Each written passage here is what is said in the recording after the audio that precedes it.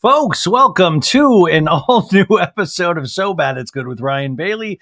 This is your pal Ryan, and this is your Thursday episode. We are covering Vanderpump Rules Season 11 Reunion Part 2. We are almost finished. We've got one more part 3, and then I think they're doing like a Secrets Revealed or Never Before Seen episode after that, but we'll cross that bridge when we come to it. This is part 2, and if you just heard the Vanderpump Rules theme song, that is about as exciting.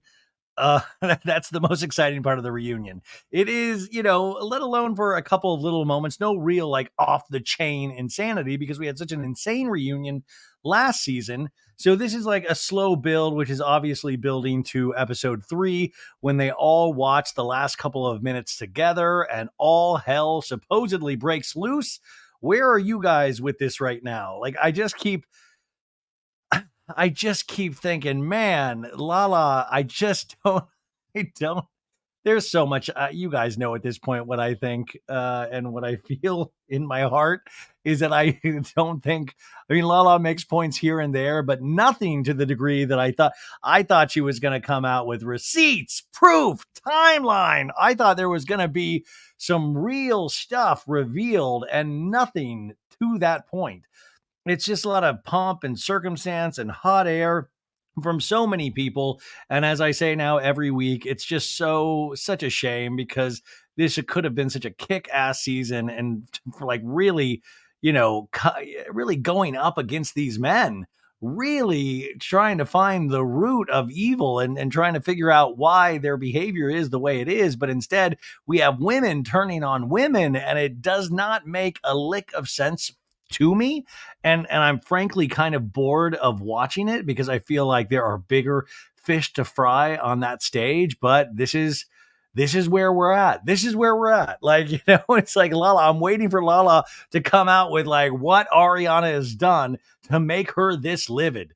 It's just a lot of yelling, a lot of, I don't know, man. Lala must have gotten, God, I'm just even tired of talking about Lala. Anyways, how are you guys? Are you good? It has been a wild week. On Monday, we had Paul Scheer. Tuesday, I finally did the first part of the Vanderpump Rules reunion. I know it was like 6-7 days late, but we still got there. And then yesterday, we did the last 2 episodes of The Valley, including this week's episode, which I had such a blast watching and doing. So check that out if you haven't. And then today, we're going to do part 2, and we will be pretty much caught up. And then next week is... We're almost, I'm inching towards the finish line. I cannot wait. And by the way, happy something about her release day. We have got the grand opening today. I wasn't able to make it down. I did a live with Jolene Lunzer on her YouTube channel. No offense, all offense. And we had a blast. I thought it was going to be an hour. It turned out to be 2.5 hours, but we had a blast. You can go check that on her YouTube page. She was fantastic. And then we did a Patreon live. Hello, baddies, where we got to talk for an hour about all sorts of things like Vanderpump Rules, The Valley, Summer House, my European vacation, all of these things. Tomorrow I will be on Jeff Lewis Live, extended at 10 a.m. Pacific Standard Time. I will be co-hosting with the Jamie Kennedy. I'm guessing Jamie has not watched Vanderpump Rules, but I will try to get him to talk about it anyways. Who knows? Maybe I'll just try to talk to him about Taylor Swift for an hour. We will see how it goes. But I hope you are having a great week. Yeah, something about her. So it turns out, it seems like there was a line. Somebody said there was like a 4-hour line. I don't have that kind of time right now, but I cannot wait to go and try each one of those sandwiches. Let me know what you guys thought of it. I read some good reviews, and like I think Eater LA said it was a good, but I know they had a little bit of trouble. I think their POS, their point of sale system, was down at the very beginning, so that slowed things down. I heard they sold out of 4 sandwiches by the end of the day. They closed at 4 p.m. But they sold out of 4 sandwiches, which is pretty good. I'm just sure they are. I'm sure they are finding out how to. I don't know. I'm sure they were shocked at how many like people showed up, and I'm sure it's going to be like that all weekend long. But I definitely want to get out there and do a review for you guys and let you know what it was like. So let me know if you guys went, what you thought about it. But like I said on yesterday's episode, or maybe it was the day before, is that like we got to give these things a shot. Like I'm not ready to shit on something yet. Like, but I want like a positivity. They finally got it open. That's awesome, man. That is very awesome. Want to know if Lala was Lala was there? Something about her, more like nothing about her. Hold for applause. Hold for applause. Did they get that? Nothing about her, huh? Up top, high five. Nothing about her is my next send it to Daryl. Nothing about her in a t-shirt font. Hell yeah. These notes, as always, were taken by Juliana Carosa. Killed it once again on episode 17, Reunion Part 2. Let's jump right into it, folks. Your boy is feeling it, man. I feel like a wackadoo. I'm very tired. I think my sinus headache is coming back. And I don't know, you guys. This is the description the cable company gives us. Andy Cohen presses Andy Cohen presses Scheana and Schwartz for details on their secret makeout in Vegas. I like that it makes Andy Cohen seem like a pervert. Hey, what was it like? Hey, is he a gentle kisser? Was it with tongue? What's going on there? Like Andy Cohen presses Scheana and Schwartz. Okay, Ariana opens up about the disconnect she felt with Scheana. Katie makes a surprising revelation about her revenge bang with Schwartz's best friend. Revenge bang. Wow, is this Shakespeare? Her revenge bang with Schwartz's best friend. I got to tell you, that was the most surprising part of my viewing experience last night when Katie alluded to potentially having slept with Max Boyens again. Like, what is slept with him again? Are you kidding me? Two times or potentially more? And this Max Boyens, man, this guy, we've said this before, he gets around, but didn't Max Boyens make it seem like Katie seduced him and then like kind of apologized to Schwartz? So if you did all that and then you went back for seconds, Maritza said today on the Patreon Live that the D is fire.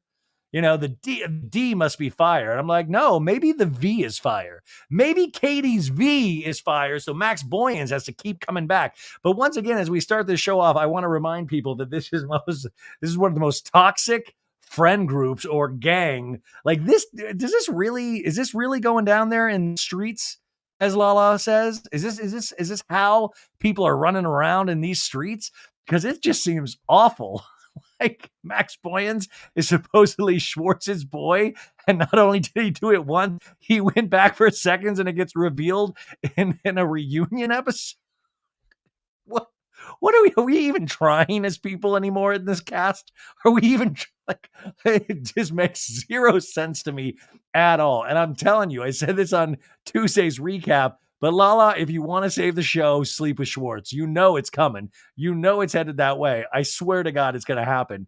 Mark it down right here. This is a so bad it's good. Promise. Schwartz and Lala will at least make out in the next season. Period. They talked about it too much in the after show of last week and danced around it in the reunion. I can completely see that happening. And I have a feeling that will happen. And Lala, if you do that, that will save you from trying to create other storylines with Katie and Ariana and so on and so forth. Like you can be in the center of that action instead of just commenting on other people's behavior. So Andy starts off as always tonight on part 2 of the Vanderpump Rules reunion. And we have Miss Kaylee Joseph. Joseph arrives to the studio. And we see scenes from all of tonight's episode. What did you guys think of Joe's big reunion performance? Joe, and by the way, Joe, how do you describe that dress Joe was wearing? Each time I look at it, I see something new. It kind of looks a little steampunk. It looks like some of Tom, how it's decorated. I'm like, did Nick Lane designed Joe's reunion part 2 dress? It's so intricate. It looks like a labyrinth. Like I felt like I was tripping. I was like on acid at some point. I just got lost in that dress. I just kept looking at it. It seemed like a Da Vinci Code that you could like twist it and like a secret passage would open up in it. Like I was like, there's a lot going on in Joe's dress and there's a lot going on with Joe, wouldn't you say? So I found that fascinating. We start with the reunion where we ended off last week, and that was with Lala going, Katie, you got to be real. I'm a truth teller. And little Lala's like, I'm a truth teller too. Be real, bitch. And I like that Lala keeps saying that me and Katie, we're truth tellers, and she's not telling the truth because in the DMs, she's saying one thing about Ariana, and then now she's saying another. And I believe Katie's point was, listen, I said something in comments to you as a friend. Me and Ariana figured it out. Why would I then make it a storyline when we're already past that? And I will say, like, I like the meta-ness of it. I like, talking about production, but you got to pick a lane. Are we going to fully do it or not? Because Lala seems to really be relying heavily on that of like, we talked to producer Jeremiah on a phone call and Katie hung up on me and all of this. Like, are we fully like, you know, if we're going to do it, let's do it all the way. That's my whole point. Let's do it all the way. And it just seems the more Lala, it really seems to be coming from Lala. And that's why I always call her a producer's pet. She seems really involved in how this show is put together. And that's why I've also given her a compliment where I think Lala could be a producer on her own reality show someday. And I would like to see that because it seems like she has really strong ideas. I just feel like her ideas are more akin to Real Housewives than Vanderpump Rules. And to me, they're completely different vibes in terms of show. And I think she is almost producing like a Real Housewives of Beverly Hills show in her head. And this is Vanderpump Rules. And I think there are different rules for each show. And I think Lala is, I don't know, it's just very, it's weird. Anyways, we start back off where we left off, and Andy's like, Lala, you wanted her to be the same person on camera as you felt she was off camera. And Katie's like, but I am the same person, Lala. 11 years, I have been the same fucking person the entire time. And Lala's like, that's untrue, yo. You lost your mind. You said to me, I'm not going to say these things because I've invested a lot of money in this sandwich shop. And you said to me, if you're going to fuck with my business, Lala, I'm going to fuck with yours. And honest to God, I wanted to say to you, something about her is really nothing about her right now. Hold for applause. Crickets. Okay, you don't got a business, and mine is my livelihood that I support my child on. So how dare you threaten to fuck with it? Ah! She turns into the Incredible Hulk, the Incredible Lala. Oh, Lala, mad! Lala, smash! I will say, like, sometimes I'll be like convinced. I'm like, oh my God, we got to support her kid. And then I realize she just bought her second house. And I'm like, wait a second. Why do I have to be worried where any of these people or how any of these people are putting food on their table? It's not my fault if you bought a second house before you were ready. Like, why am I worried? Like, I have a feeling you're going to be all right. I kind of get the gist of what you're saying. But also, I think Katie was just throwing out a mindless threat because she felt like you were threatening her. She's not literally going to go to the t-shirt factory and ruin like the 30th send it to Daryl merch option, But I like that like Lala comes out like swinging hard. It's like, wait, what? How has it gotten to this point? This is over a DM where you wanted her to talk shit about Ariana, her business partner. And Katie, I think rightfully said, yo, I don't want to cause this kind of trouble. I actually invested a lot of my money in this restaurant. Don't do this. Don't do this. Okay, so Katie is like, okay, well, she wanted me to talk about how, and Lala's like, I wanted you to be honest. I wanted you to be honest. And Schwartz is like, Katie, your feelings would have been valid if you were resentful towards Ariana. Come to the dark side. Realize that we need to take Ariana down to band together as the gang of friends that we always have been. Like, Schwartz.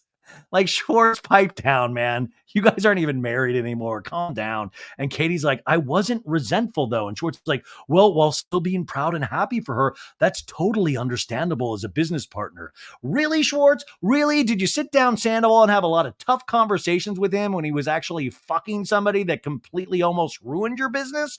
Was that like the tough conversations that you had?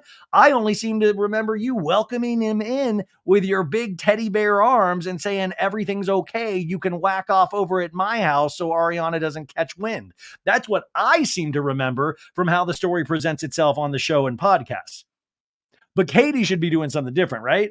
But you did it one way, but Katie should be doing it this different way. Or is this because you learn now the right way to do it? Do you guys know what I'm saying?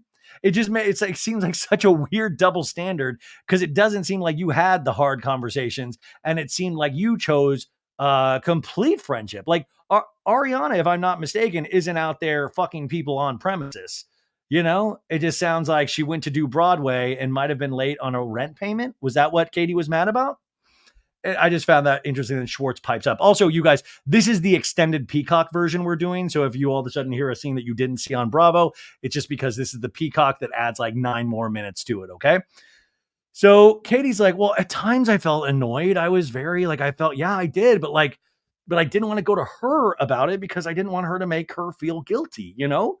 And Andy's like, "So, does she have a point that you were venting off camera, but you weren't sharing those feelings on camera?" And Katie's like, "Well, yeah, sure, but it was just like I'm kind of past it now." And Schwartz is like, "Well, you were probably terrified of coming off publicly as not Team Ariana."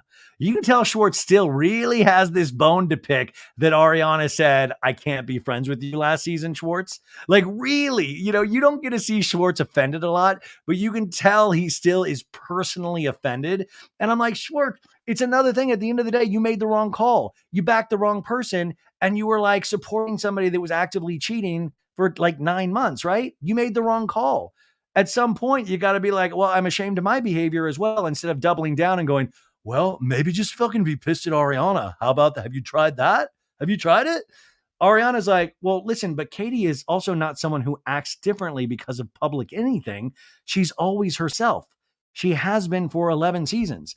I also want to point out that every time Ariana seems to speak in this, she doesn't really raise her voice. She speaks just matter of factly. And I was talking about this, maybe it was on Jolene's today, is coming from a theater background and stuff, or just even acting, is when you just talk at a very, just normal tone, it's sometimes more strong. It is stronger than somebody like Lala, who like beats you over with a sledgehammer of a voice of like, yo, in these streets, we coming for you. Sometimes it loses all of the power. But sometimes when you just speak with like, well, no, that's actually not true. Katie's always been herself the last 11 seasons. You kind of lean in. There's more power in that. And I think that's very interesting to watch Ariana through these reunions, is that she doesn't really get activated. The most activated we've seen Ariana was last season, right? We saw it in that final episode of Sandoval of like, I don't care about Raquel. And then calling Rachel subhuman and all of that kind of stuff. But she really is very dignified in these situations where everybody around her are like whirling dervishes. So Schwartz is like, oh no, for sure. I guess what I was saying. And Ariana's like, well, and she's been hated for it. So why would that change now? The insinuation that Katie is not 100% authentic all of the time. So Ariana's making that point of like, listen, Katie has been like railed on by people the last 11 seasons. So why do you think she would actively try to be anything when she's gotten so much hate, so much more hate than Schwartz even? So why would she try to act for a certain way?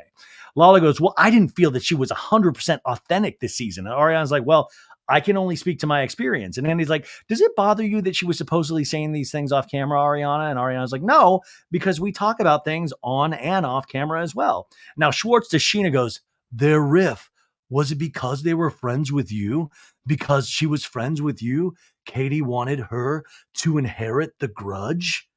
That's a great name for a Lifetime movie. Inherit the grudge. Sometimes you must inherit the grudge. But Sheena's like, yeah. And Schwartz is like, okay, that's what I thought. Defense rests. And he's like, well, would it have bothered you if she did share that on camera? And Ariana's like, no, because I think that Katie is valid in those feelings, because I understand it's difficult. And Brock to Schwartz, he's like, I can't believe I'm still out here on one of these seats. I've been here a long time. This is like the biggest reunion for me yet. No, he doesn't say that. He says, but if you're also the catalyst because you tore away all the confidence that woman ever had in herself. And Schwartz is like, what? So Brock out of nowhere is like turns to Schwartz and goes, you're the catalyst for Katie because you tore away all her confidence. And Schwartz is like, wait, what? And Brock's like, after the continuing betrayal of a shitty husband. And Sheena's like, you were a shitty husband. And Schwartz is like, no, I wasn't. What are you talking about, you guys? How did this come back on me? It was so funny. Brock out of nowhere, like hit Schwartz with a very specific laser. And it's totally true. It's like, Schwartz, maybe pipe down when you are the root of some of Katie's issues and like how she carries herself in the world. It was really funny. And Sheena's like, no, Andy goes, well, where do things stand with the two of you? And Lala's like, who knows after right now? I mean, I love Katie. I ride hard for her all the time. Oh God, sometimes it's like Lala with the I ride hard and in the streets and on toes and just the vernacular. It's just like, what are you I what are you trying like I'm anyways. She's like, I write hard for her all the time, and we bond over the fact that we deliver. I call them facts in very unpretty packages. You got to break that down too. It's like you're patting yourself on the back for actually being unpleasant. And it's like, no, you can deliver facts. You're choosing to deliver them in unpretty ways. You're not being understanding or empathetic. You're trying to like shock people. You're trying to surprise people. You're trying to sneak attack on them. You're trying to bring things up just on the reunion and not like give any heads up or have these conversations in real life. You're saving it for the show. And that's why Lala, to me, there's an air of the character of Lala, which always rings false to me because it makes you aware that you're watching reality television instead of the conceit of the show is watching this gang of friends live their lives in West Hollywood. She makes me painfully aware that we are watching reality television. And it's because of conversations like this. Like, oh, you're a truth teller. You deliver things in unpretty packages. And she's like, and I felt this season, what she was saying was nothing that wasn't understandable. But when I tried to have those conversations, because I find them to be extremely interesting and productive, and I love filming this show because we have uncomfortable conversations. Even right there, it's just like, just be a producer already. Just be a producer. It sounds like you like that, but it's like you're talking about filming this show. We want you to be talking about living these circumstances, or at least sometimes acting like you're living these circumstances. I said this in Tuesday's recap is that, this show has gotten into a real rhythm until Sandoval of not being fake, but, airing pretty staged scenes. And Scandival kind of forced them to snap out of it, not willingly. They were kind of forced to do that and forced to be real in certain situations. And I think that's what we're seeing is that certain people trying to be real and certain people still trying to weirdly produce when they don't need to. And it's making just this wildly uneven viewing experience. Anyways, she says this, and Sandoval's like, "Yes, dude, yes, yeah, we love this though." And Lala's like, "Okay." And I felt like I was talking to my best friend, and she's looking at me like I'm crazy that I'm even saying these things. First off, I don't believe that Lala considers Katie her best friend. I think Lala considers her a coworker that she needs to be really friendly with to maintain a position on the show. And after this season, I would really be shocked if Katie would go to Lala with anything. But who knows? A lot of these people don't seem to learn lessons, so you never know. And Ariana should never talk to Lala about anything personal ever again. And that's why it's going to be hard to actually film a season 12. Where will we be at? That's like the fun thing to speculate about. Katie goes, I'm not going to sit here for a moment more and be told that I'm being fake and phony because I don't want to bring some shit up that I honestly had moved past. Like, fuck that shit. And by the way, you guys on the Peacock, they don't bleep out the fucks. And I got to tell you, it is exciting. Nipples fully hard. It is very exciting to hear these characters curse. Lala goes, well, had you said to me, these are things that I don't really want to talk about because I'm kind of over them and I don't want to put pressure on Ariana and I've invested a lot of money in this. Instead, you threatened to burn my livelihood to the ground. And Katie's like, oh God. And Lala, by the way, what does that look like burning? I feel like it was just Katie talking shit because Lala talks so much shit. Lala's like, it was the shift of here she is again, treating me like I am the enemy. And Andy's like, well, where do you two go from here? And Lala goes, where we always go. And Andy's like, which is that we are always on the up. What? You're always on the up? Where we always go? Just talk like a normal person. And he goes, okay, well, Katie looks pissed. And then Lala goes, well, that's standard. Why would Katie want to be on the up with you if you continue slagging her off like that? What? Like, be quiet. Like, my God. Stop sucking up all the. I'm sorry. I'm being so negative. Okay. Anyways, Katie goes, I'm not. I'm just like, this is bullshit. Like, I'm not going to be. Sorry. I'm not going to be told what the fuck I think, what the fuck I feel. If I had something to say, I'd fucking say it. Andy goes, well, I want to change topics. A classic Andy Cohen maneuver. Moving on. I want to change topics. Let's be honest. This group has always been known for its tangled web of hookups. But when Schwartz copped to the top secret kiss with Scheana, how did this, of all the secrets, I mean, every secret comes out. And we do the flashback where with Jax and we slept together in the first season and Stassi's like, how many times? No, sorry, in the second season with Kristen, yes, we slept together. And Stassi's like, how many times? And Jax is like, 2 times. And Kristen's like, are you fucking kidding me right now? And then another scene with Kristen and Ariana. Kristen going, I don't want you working here anymore. You hooked up with my boyfriend and you lied to my face. And Ariana hiding in the pantry closet at Sir going, I'm not going to throw him under the bus and start telling anything. And Kristen's like, you hooked up with my boyfriend while I was with him. And then another scene with Katie and Schwartz. And Katie's like, you're untethered. And I let you go and have drinks with your boys. And Schwartz is like, Bubba, don't cry, Bubba. Do not cry. And Katie's like, don't cry. It's been nothing but good between us. You can't stop making out with people that aren't your fucking wife. Boom. That's like, they should end it right there. But they do another one, that scene with Lala clapping out syllables. Your man made out with my friend. And Brittany's like, are you fucking kidding me? Everyone, guess what, Jax? You're a piece of fucking shit. And Lala's like, oh God. And Brittany's like, you deserve to rot in hell. And then another scene with Sandoval is like, me and Raquel, we became like really good friends. And Ariana going, I don't give a fuck about fucking Raquel. The way we were. What a nice flashback. It's like the Oscar ceremony where they're just showing clips from the best films. And you just realize how many years of your life you wasted on this show, but they're beautiful memories at the same time. Cause you're like, oh, I loved every one of those. This show has always delivered and continues to deliver. So we can be positive about that, right? Andy back in the studio. Andy should just be like, holy shit, man. Like, what are we doing? I mean, I want to thank you and apologize at the same time. Andy's like, well, how did this one stay secret? And Schwartz is like, talking about the Scheana kiss. He's like, I forgot it happened, dude. And Sheena's like, I buried it. And Sandoval's like, was it was a cheerleading competition, right?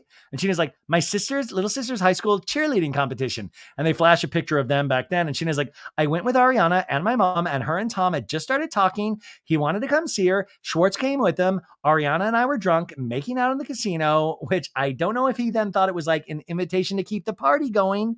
And this is what I'm saying is Schwartz, it is wild. Like, so Schwartz fully dated Katie at this point. I would love to know the exact date of like where we were in terms of Sandoval and Kristen's relationship. But anyways, Ariana, Katie making out over whatever casino, maybe the Golden Nugget, who knows? But Schwartz is watching this. He's getting all horned up going, I'm a good looking guy. Sure, I have a girlfriend, but maybe I can get in there. Scheana's looking kind of good. I've had a lot of Goldschlager tonight. Let's see what happens. And he goes down there and but that's kind of dark, right? It kind of shows that Schwartz is in a little bit more control than he likes to let on. I mean, that's wild because Schwartz is such a lovable teddy bear. He presents as one a lot of the times, but that's not a lovable teddy bear move, right? And I think that's sometimes the Schwartz that I want to see and have that mask fall off of like, dude, I don't know, man. She fucking was hot. I wanted to make out with her and I tried. Sorry, blow me, dude. I don't know. But we never get that. We get, oh man. Oh, I don't remember. It was crazy. Oh, anyways, Andy's like, and at the point in your relationship with Katie was what? And Sheena's like, Katie hated me. I was the home wrecking whore. And James is like, what? And we get a flashback to 2013, Katie to Scheana drunk going, what's hilarious is you calling yourself practically engaged and like grinding your ass on Peter's penis, popping the peas. Oh man, shout out to Peter, man. Poor Peter. Didn't get any camera time this season because they didn't want to pay him. The only man that truly works at Sir, having to count out waitresses and waiters every night. Man's a goddamn American hero and he gets no respect for it. And we're long past the days of the cast members grinding anything on his lap. You know, sometimes I wonder he's Peter's journey, you know, or maybe he's just pleased his punch. Maybe it got too dark for Peter. He got too close to the fire and he wanted out. Who knows? Anyways, another scene where Schwartz is like, you know, you were out of line, Katie. And Katie's like, my own boyfriend is sticking up for the whore in there. Scheana back in this reunion says, so there's no way that I was going to say, oh, by the way, I know you hate me and you think I'm this person, but your man was drunk in Vegas and tried to kiss me. And Lisa wakes up and she's like, did you kiss each other or did he kiss you? And Ken stumbles in, I can't believe that you kissed him or did he kiss you in the jacuzzi? I can't believe that. Ken, please leave. We're filming a reunion. I'm sorry, I needed something to eat. I'm so tired. You've got me locked back in a room. Ken, please. I'll send in Nick Lane, please. So it is an interesting thing too about Scheana. I think this actually makes a lot of sense is that Scheana would be blamed for this. Even though Schwartz was the aggressor, Scheana didn't try to make out with Schwartz. Schwartz tried to make out with Scheana, but she also knew that she was already being called a home wrecking whore and she would be blamed for this back in the day and not Schwartz. Isn't that interesting if you really think about it? That Schwartz would actually have the upper hand in that situation if the truth were to have come out in 2013. And Sheena's like, no, no, no, no. He kissed me. And I said, whoa, whoa, whoa. What are you doing? And I was like, we're never speaking of this. Like, this was a drunken bad decision. And Schwartz is like, we laughed about it. Like, I do remember that afterwards. All of a sudden, his memory comes back. I do remember that afterwards. I remember being like, what the fuck was that? And Sheena's like, in that moment, when I told you to go to your room, and Schwartz is like, by the way, hey, real quick, can I just apologize for being a fucking sloppy fool for so long? Right up until like 10 minutes ago. Like I love that's a classic Schwartz move too, is he tries to diffuse it immediately before the conversation really gets going. Like, hey, real quick, can I just apologize for being a fucking idiot forever? Okay, cool. Moving on. What were we talking about? He's like, hey, real quick, can I apologize for not like for having a brain in the tip of my urethra? Could I apologize for that? Okay, good. Is my apology on record, Andy? Does that make sense? Okay, good. Hey, real quick, can I apologize to everybody on this stage?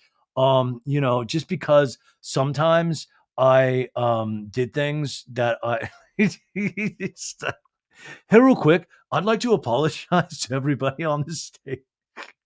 Think about Schwartz's dark journey. He was even forced to kiss Raquel last season when his best buddy Tom had a full relationship going on with her. That's how dark we're talking about. You're telling, like, I don't think there's ever anything gay between Schwartz and Sandoval, but there's just no way that they have not docked with each other. There's no like these people. I am almost sure that they could draw from memory each other's dicks, and not in like a gay way. Just like I feel like they know where all the bodies are buried. I feel like Schwartz is like, I've never had a threesome. He's like, but I've had a sixsome. Like, I don't believe anything any of these people say anymore. So, like, I feel like, well, we'll find out in 2 more seasons where you've lied in this episode.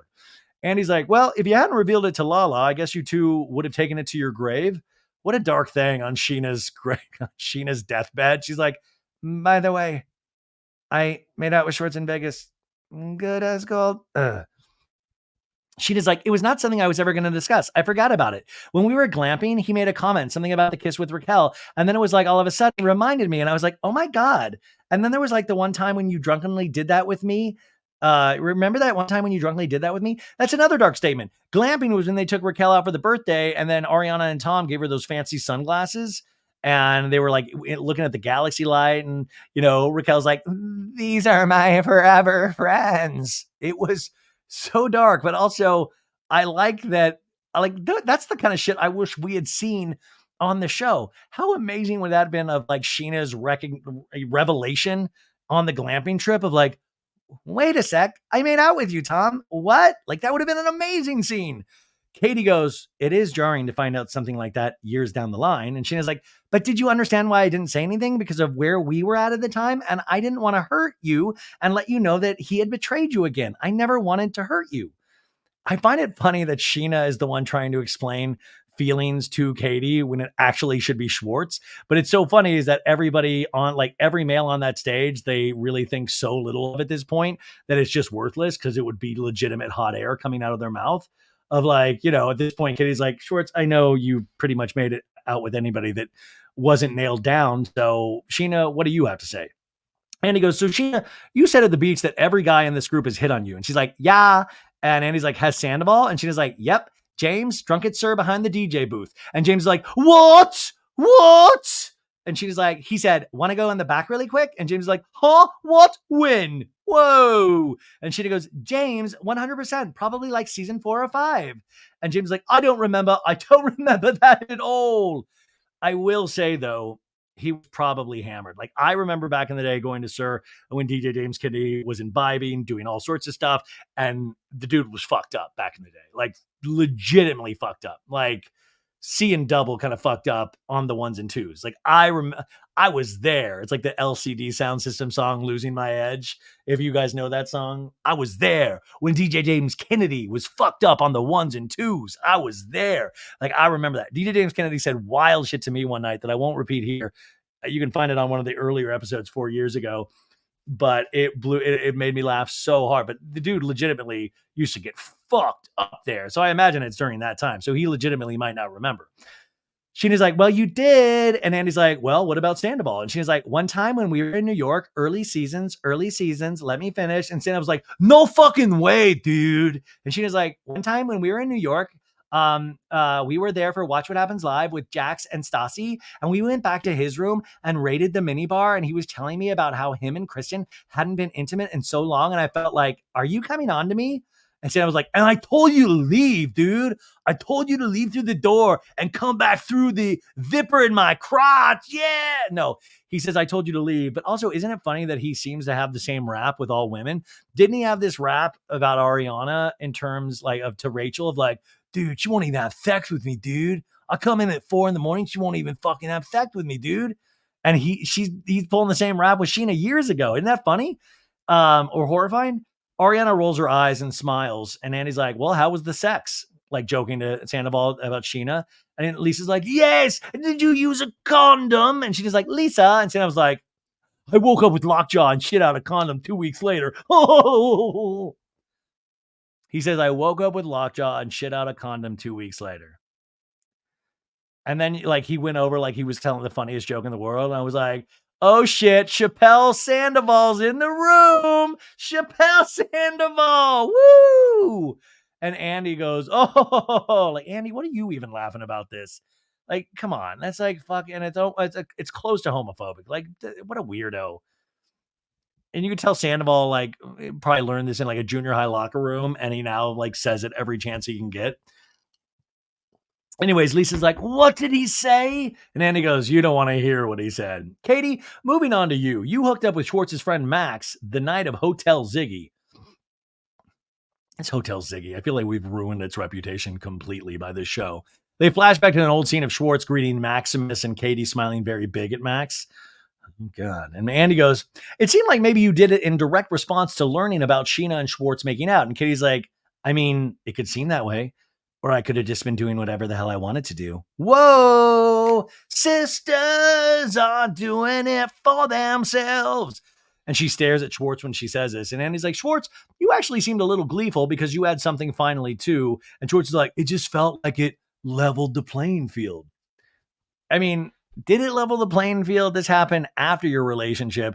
You cheated on her multiple times that she knows of, and probably multiple times she doesn't during your relationship.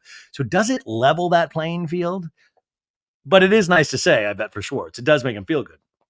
And then Lala goes, it didn't level it. She demolished it. You fucked a fringe friend of hers, so she fucked the best friend. She warned. She gave fair warning. And we flash back to a year earlier when Katie was at Schwartz and Sandy's and it's like, you want to start fucking this person? Fuck it. I'll run train through your restaurant.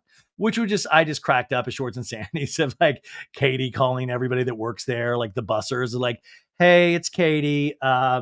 Listen, it's your turn. I'm going to have to run a train with you this weekend to get back at Schwartz. So just let me know when it's convenient for you and we'll get that scheduled. Schwartz is like, well, listen, I think I manifested this actually because after I kissed Raquel, you had a very intense reaction, which was warranted. Your feelings are valid. Katie's like, I literally warned everyone in the room. And Schwartz is like, I said, universe, let this happen to me so I can show her how I will respond. This is psycho. This is straight up psycho. This is like, I used the secret. I did a vision board where I had Katie taking some of my best friend's peepees and I manifested this. It really is. The power of manifestation, Andrew, it's so important. I have such a strong mind. But I created, how egotistical do you have to be to go, I manifested this? How dark. It's so dark when you think about it. And Andy goes, oh, you manifested it because you wanted to show what a big person you were? And he's like, thank you.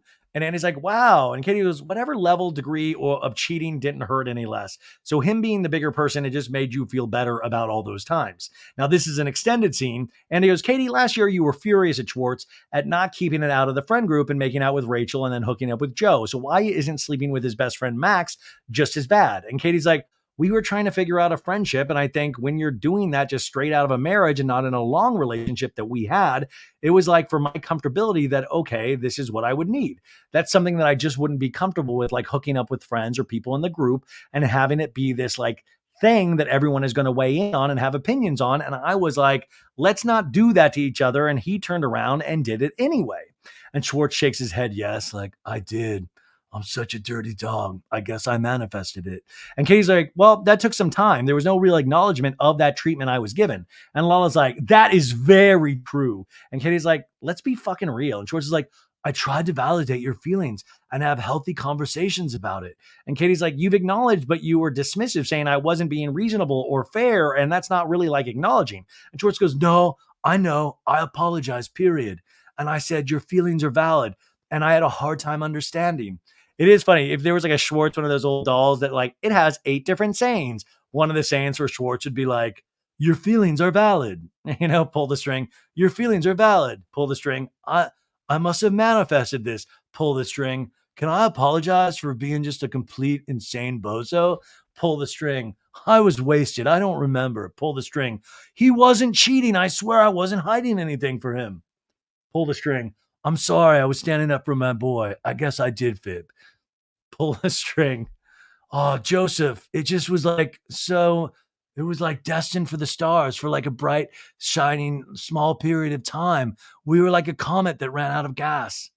Katie goes, listen, I had to process a lot of stuff on my own without support, without other people. That's why I think Katie is actually really strong, because she didn't get a lot of support and she actually had to figure some of this out on her own. And it was probably pretty messy for her at times, but she did it.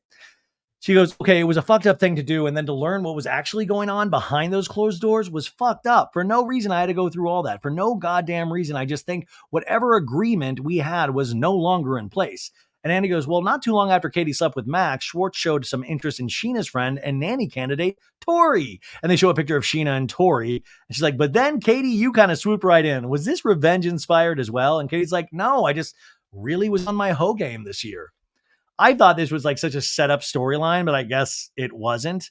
It just was weird. And I will hold true to this like I did the first time. It just seemed like she was so young that even Katie fighting for her and Schwartz fighting her both felt weird. I'm glad Katie was on her hoe game, and like she should be on whatever game she wants to be. I fully support it. Women can do whatever they want, just like men can do whatever they want. I just thought she was so young, and I just felt kind of bad for her because I don't know. It was a weird storyline for me. Katie goes, no, I was really on my hoe game. And Ariana goes, at Sir, Tori said, well, I said I would hang out with Schwartz, but actually I really have a crush on Katie. And I was like, does Katie know this? And she asked me, do you think Katie would be? And I was like, well, talk to her. I do find this interesting too.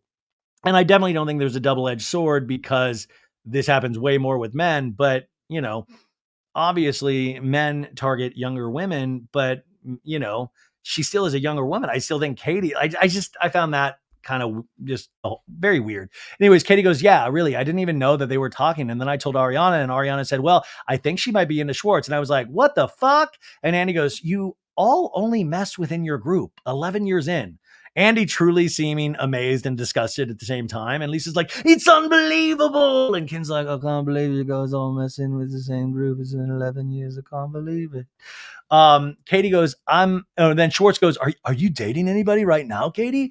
And Katie goes, I'm dating everybody. No, not one specific person, but I go on dates and I'm just trying to find connections. I don't know. We'll see.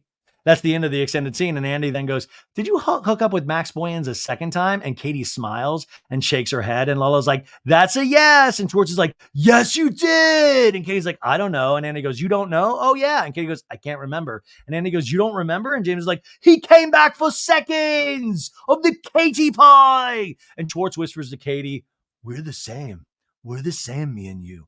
And Katie's like, no, we're not. No, oh God, no, we are. We're the same. And it's a very cute moment. You can find where Schwartz is so charming and so cute and uses those to maximum effect. Like it is, yeah. Andy goes, Lisa encouraged Schwartz to bring everyone to Lake Tahoe to preview your new sexy restaurant, Woof. with Nick Lane. But it turns out the group couldn't be glued back together quite as easily as Sandoval's penis flute. When is Wolf opening, by the way? And she's like, are you going to be there on the 18th? And Andy's like, will you fly me out? Yes, I'll carry you if I have to. And Andy's like, fly me private? Oh, you're such a diva, Andrew. And he's like, Schwartz, when Ariana shot down your invitation, you said that she's not the queen of the group. And we get a flashback to that early scene at Sir Ariana going, Schwartz, you're a lost cause. And Schwartz is like, okay, and don't speak on behalf of the whole group. You're not the queen of the group. Come on. You don't have the conch, Ariana. And Schwartz is like, okay, well, in that moment, I didn't like that she was speaking for the other girls. And I do, it turns out, have an internal hatred of women. Now he goes, without giving them a chance to answer whether or not they wanted to come along on the trip. And by the way, it wasn't like a Sandoval redemption trip. And Ariana rolls her eyes. I just wanted him to be reinstilled with some humanity. And I thought that was a nice step in the right direction, you know? And James is like, yes, I agree. If it was going to happen anywhere, like Tahoe was the place. It was freaking gorgeous, okay? I would have way rather been in a house in Tahoe than fucking meeting up at Sir. You know, no hate to Sir, Lisa. I love Sir, but like, and Andy goes, Ariana, why do you think people think you have gotten an ego since the affair? And Ariana's like, I don't know. It's interesting because Schwartz was the only person who has said that. No one who knows me has ever said that. It seemed to ignite some internet trolls that don't know me, and the camera focuses on Lala and she licks her lips and shifts in her seat like a hyena. You can tell Lisa Rinna has entered her body. It's me, Lala Rinna.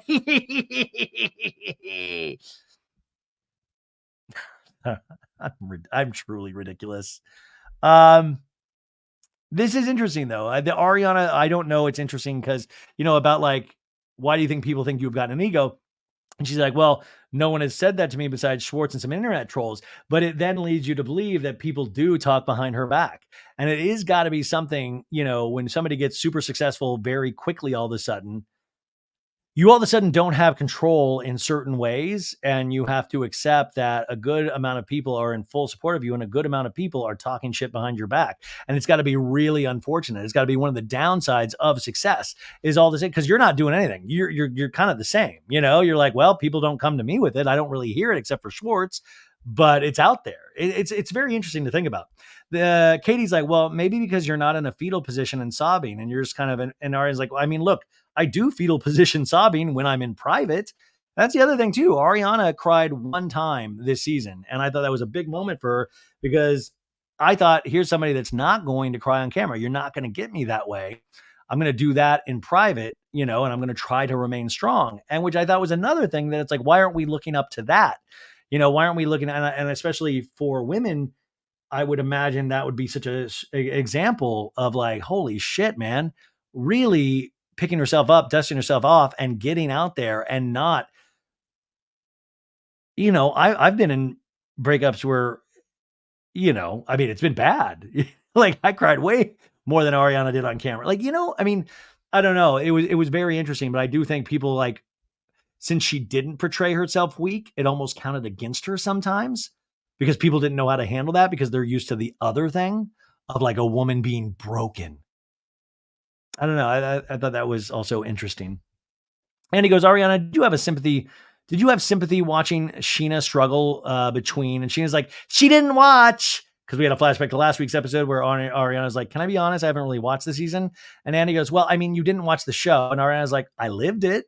And Andy goes, you know that Scheana struggled between her loyalty to you and her heart wanting to let him back into her life in some way, Sandoval. How did that strike you? And Ariana's like, yeah, your feelings were totally valid. Obviously, I'm not necessarily the person to like go to with those feelings.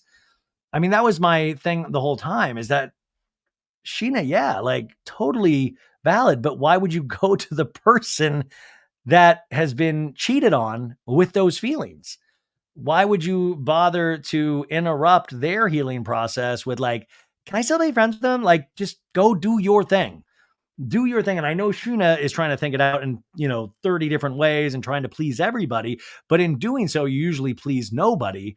And I truly believe Scheana does torture herself with these things. But it was wild of that, of just like, why, what you're but we flash back to that scene when Scheana FaceTimes from Tahoe, Ariana and Katie going, I needed to let go of like the hatred I had for him. Cause like, I can't keep hating him for you. Scheana in this scene goes, I just wanted her to know you're still my girl. Understand that I'm still here. Even though I'm in Tahoe on this trip, I'm still here. And I think a lot of times my tone and the way I speak, I tend to misspeak and say the wrong things to the wrong audience. She is aware of how she comes off. So people can't knock her on that. But she does. And I think that's the thing too, is that sometimes I'm like, well, you do got to applaud Scheana because she is unabashedly herself. All of her quirks, all of her fear, all of that stuff is just vomited all over this show. And sometimes it works, and a lot of the times it doesn't. And that tears her apart as well. Ariana's like, me too, girl. And Sandov's like, it's not that bad. Trust me, dude. And he laughs. He goes, ha, ha, ha, ha, ha, ha. And he goes, Lala, you had clear boundaries with your friends about them hanging out with your ex. Flashback to 2022. Lala going, when I hear that people are going and communicating with that person, I don't want you in my circle. And he goes, so why do you think Ariana expecting the same from her friends is unreasonable? And Lala goes, there's one giant difference. I have a child involved that I entered a custody battle. And Sheena's like, it's more than just the cheating. Scheana, you can just, I said this in the first part of the recap on Tuesday. You can tell how close they are because Scheana is the first person to immediately back Lala up, like on the heels of what Lala says. Goes, it's more than just cheating. And Brock's like, right, we watched Hulu. And Sheena's like, Brock's right, we watched the Hulu doc. There's a lot more to the situation. Remember, we had, what was that, the Randall scandal, that documentary on ABC News? So they're reminding Andy about that. And Lala goes, my ex did not call Schwartz over because he likes to hang out with Tom Schwartz. Tom actually looks hurt when this is said. There was a motive there, and I was fighting for the well-being of my child. And unless you have a child and have been in my situation, you will never understand it. I understand what Lala is trying to say. And is this one of the unpretty hard truths and unpretty packages? But it's like, no, Lala, we'll be able to understand, like, we can still understand aspects of it. Everybody has their own journey. Everybody has something really wildly tough in their life. Some of us are blessed to not have tragedy, but a lot of us have had tragedy. For you to single yourself out, it's like, yeah, dude, you are dealing with something so insane.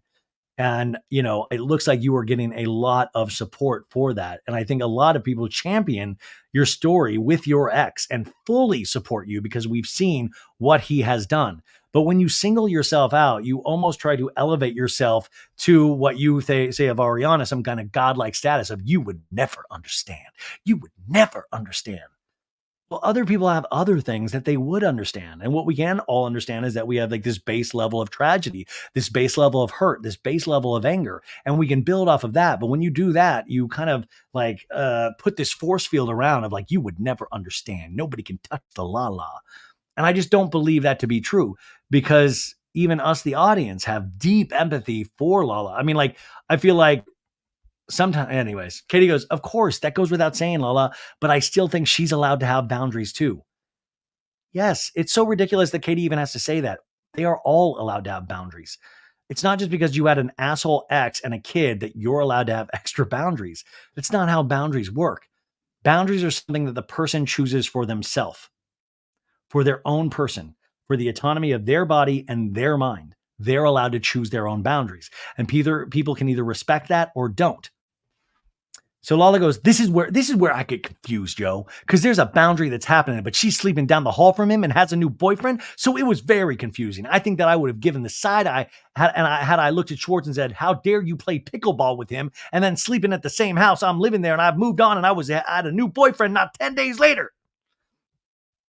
So that's where it gets like, man, Lala, you really thought about this. And Ariana's like, was there an issue when Katie was dating after her divorce? And Lala goes, Katie's not traumatized by a man of 10 years. Well, actually, Lala, that's not true. Katie was traumatized by her husband of 10 years. We just happen to like him better than your ex and better than Sandoval right now. And Ariana goes, well, Katie had very solid boundaries of what she was comfortable with and what she wasn't. And I have mine. Lala goes, and I'm saying to you, and Ariana goes, and I supported, and this is where I'm saying like Lala keeps getting like louder and angrier, and Ariana just stays at the same, like very calm, like going, and she goes, I supported yours, Lala. All you have to do is say, I respect yours. That's it. That's all you have to say. And Lala goes, I don't understand that. You don't understand mine. And Ariana goes, I do understand yours. But even if I didn't, I still respect yours, regardless of whether I understand. And Lala goes, but respect and understanding are two different things because you're my friend. And Ariana goes, but all I'm asking for is respect. That's it. And Lala goes, I think you've gotten my respect. And Ariana goes, okay, well, I've really gone hard for you, but the way you're talking right now, it's not very respectful. And Lala's like, you know what, Ariana? Lala doesn't like to be called out. But Lala, you started this. You started this conversation. So you've got to expect other people are going to hop in. And yes, you will be able to take down Sandoval and Schwartz with your words easily. Like Ariana's going to be a different situation. And you can tell that frustrates the fuck out of Lala because people just aren't backing down off her.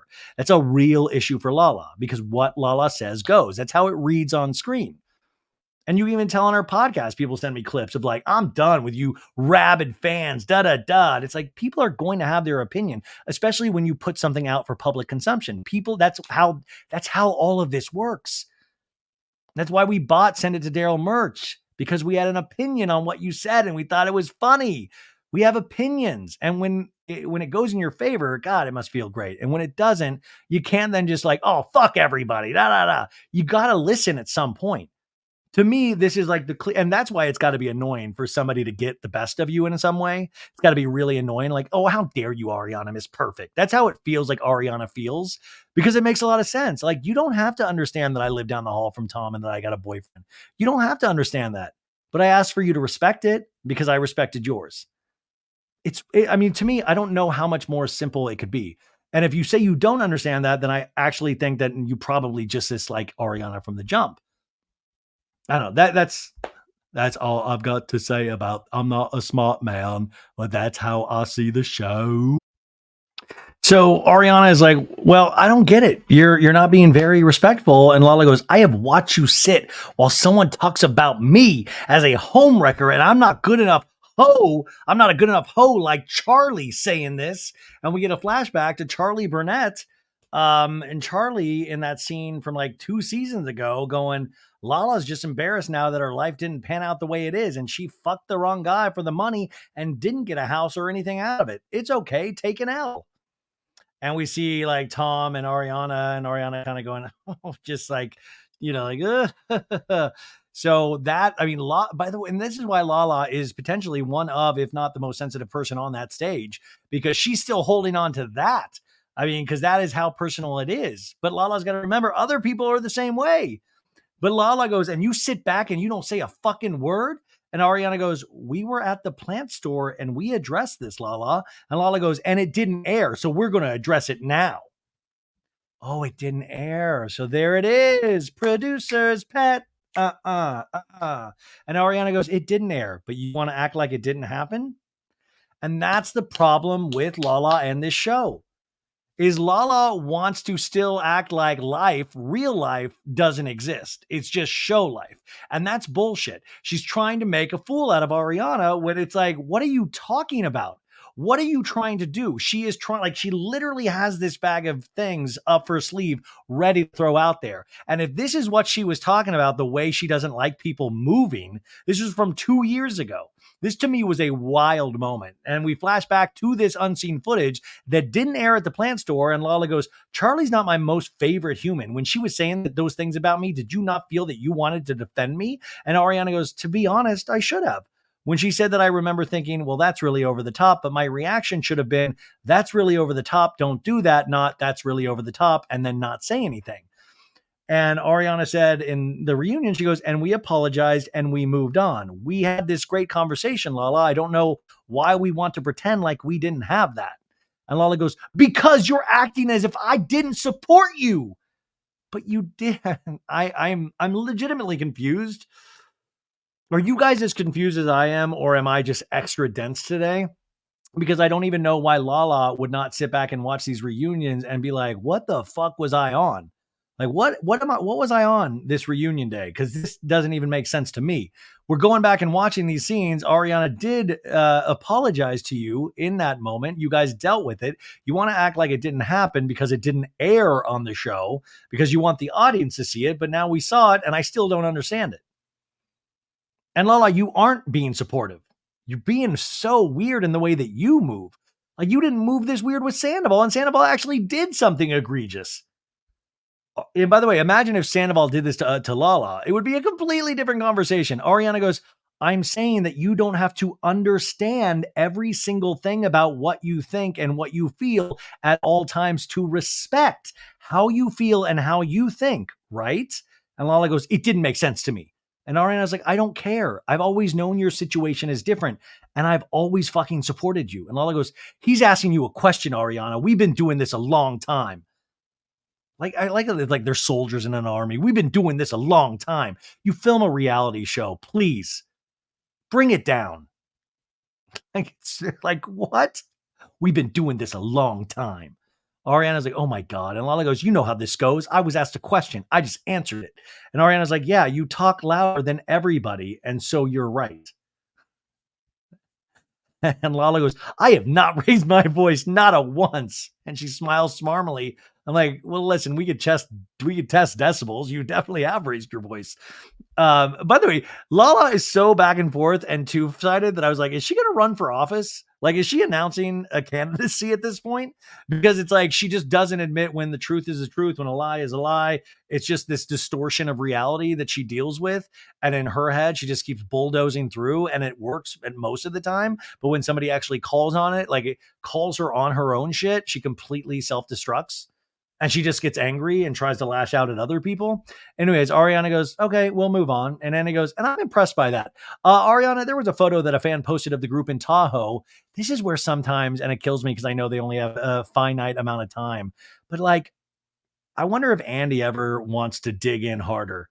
Like, man, Andy, dig in, man. You got some gold there. Go, Lala. That's a very interesting reaction. And Lala, can I ask you about why you don't act like these real life things happen because it didn't air on the show?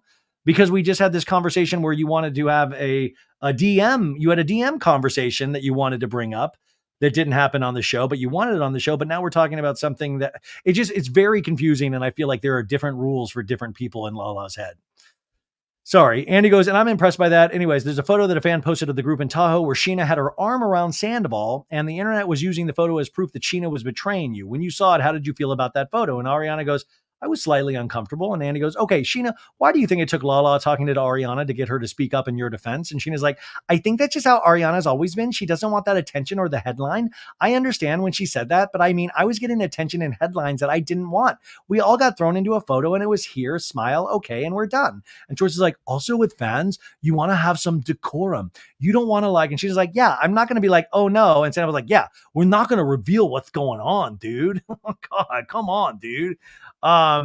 Sheena's like, we hopped in, we took the photo, and I didn't think it was ever going to go anywhere. Ariana to Lala goes, I actually really appreciated, Lala, that conversation that we had because you brought to me perspective that I had not thought of. You said there's headlines regardless. I like me, this is what a class act Ariana can be because now she's having to stroke Lala's ego because Lala's fuming that she looked like an idiot in the last segment. So Ariana's throwing her a bone going, listen, because Lala does make good points sometimes, but Ariana having to stroke Lala's very fragile ego in this. Anyways, we have a flashback to that scene where Ariana's like, everything that's said gets repeated as fucking headlines. And Lala's like, well, that's with all of us, Ariana. And Ariana's like, it's like, here comes some more attention on it. And Lala goes, right, but there's going to be attention whether you like it or not. And Ariana at the reunion says, and I'm glad because I do feel like that did mean a lot to you. And so I'm glad that we had that conversation. Now, this is an extended scene. And by the way, in terms of taking pictures with fans, I've seen this so many times with them. They are the nicest bunch of people. Like Sandoval and Schwartz, they will take a picture with you at any time, any place, and they will you'll see it. Sandoval does the same smile in every photo. And I really think it does set them apart from a lot of people in their position, how accessible they are to their fans. And I think that is across the board with them. I'm trying to think if there is one asshole in that group in terms of direct contact with the fans. But yeah, I will totally give them that. So Andy in an extended scene goes, Ariana, Scheana told Lisa coming back from Tahoe that she'd done everything that she could to ride or die for you, but was feeling like it wasn't enough. How does it feel hearing her say that? And Ariana says, well, it's sad that you felt that way, Scheana, because I mean, you are more than enough. Yeah, Scheana is enough. Scheana goes, I think that and Andy goes, but you said you wouldn't be friends with anybody that was friends with him. And Ariana goes, I will remove myself from situations that I find uncomfortable, and I have never had to be in that situation. And Scheana's like, and I feel like I said that I can't keep hating him for you because of James Poole that day when I told you about the conversation that I had when I said, Ariana, I go, you're the person who knows him better than anyone. Would you be open to maybe having a conversation? And you said, I will not do that for you. And we flash back to unseen footage from that pool day. And Scheana's like, can you have that conversation with him now and see how that's in? Ariana's like, no. That's not how no contact works. I will not have another conversation with him. That is absolutely nothing for me, only something for him. And I don't need anything for him. It's just so funny. Like, how can somebody like Ariana, in terms of this situation, nails it every time? Because all she would be doing is like doing a favor for Tom to relieve him of some guilt and to try to make him look better in other people's eyes. When what would that do for Ariana? Tom was selfish in the cheating. So why does Ariana have to throw Tom a bone when that will do absolutely nothing for her in this situation? Scheana goes, it just wouldn't be just for him. I think it would also be kind of for me. And Ariana's like, nope, sorry, babe. And Scheana's like, to hear you having a conversation with him today. And Ariana's like, for you? Sorry, I'm not doing that for you. That's why, like, that was unaired footage, but I just couldn't even believe that Scheana would even ask for her. Like, really? You're gonna put for her? Like, Scheana, you're gonna say, do it for me? Like, girl, no, man, no. But also, what an uncomfortable position to put Ariana in, but good on Ariana going like, no, I won't do that for you. But that's how friendships should work. Like, you can ask and then honesty back. That's it. And Scheana, you can't hold that against Ariana for like trying to do what works for her. And I do wonder sometimes if Ariana stuck to her gun so much that she really did piss off some of this cast, which is wild. I think in retrospect, they'll understand a lot more. Scheana's like, well, I felt like I wanted to let go of the hate because it was affecting me as a mom. It was my daughter seeing me have breakdowns at home on the phone and just like not being at peace with myself, and I needed to let it go. So I'm like, I'm just asking if you could like, think like I'm being played. If you think like there's truth to his feelings right now. And she said, I won't do that for you. And I'm like, I'm not going to keep hating him for you. Yeah, man, that's a Scheana issue that I think Scheana should deal with like a therapist with, and I think she does deal with a therapist.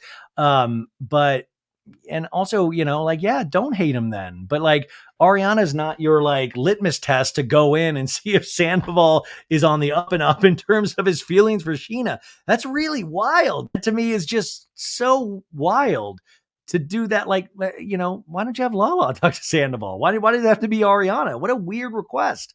Ariana goes, which I don't want to hate anyone because I don't want you to have that in you. And Scheana's like, yeah. And Andy goes, well, what hurt you the most, Scheana, about hearing Ariana was doing Dancing with the Stars? And Sheena's like, well, that she didn't tell me. And I know that a couple of other people did know. There wasn't just the NDA. It was like Lisa knew, Logan knew, Dan knew, but I didn't know.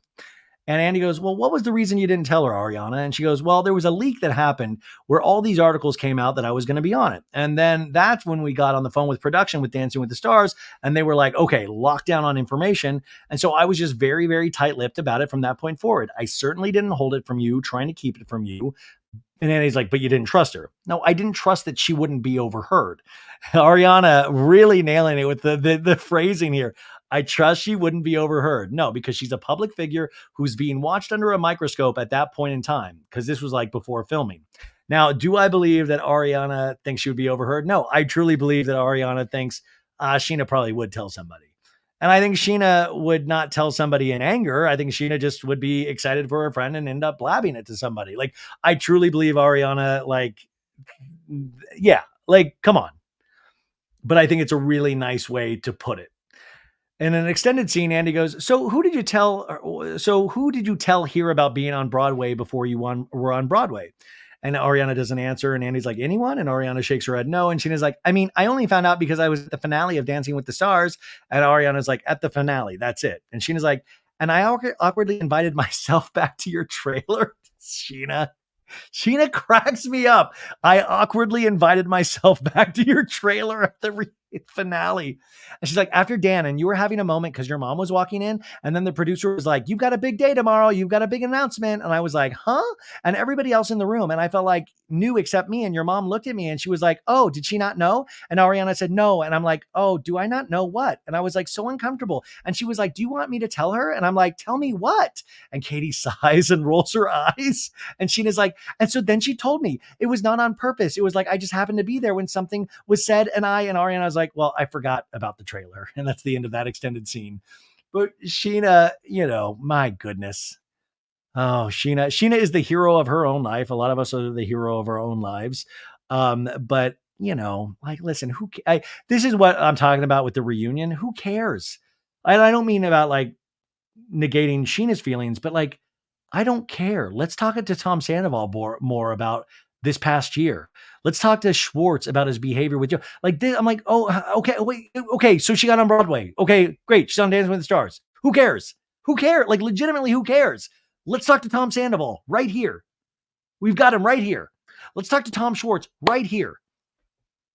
Let's ask Schwartz why he did hide this relationship for so long. Did he understand why Ariana didn't want to be friends with him in particular, because he was hiding this relationship for his friend, and that made her mistrust you, Schwartz? Like, why don't we have these bigger conversations? Why are we wasting our time on who did Ariana tell when she was going to be on Dancing with the Stars or on Broadway? I mean, does that legitimately matter in any sort of way?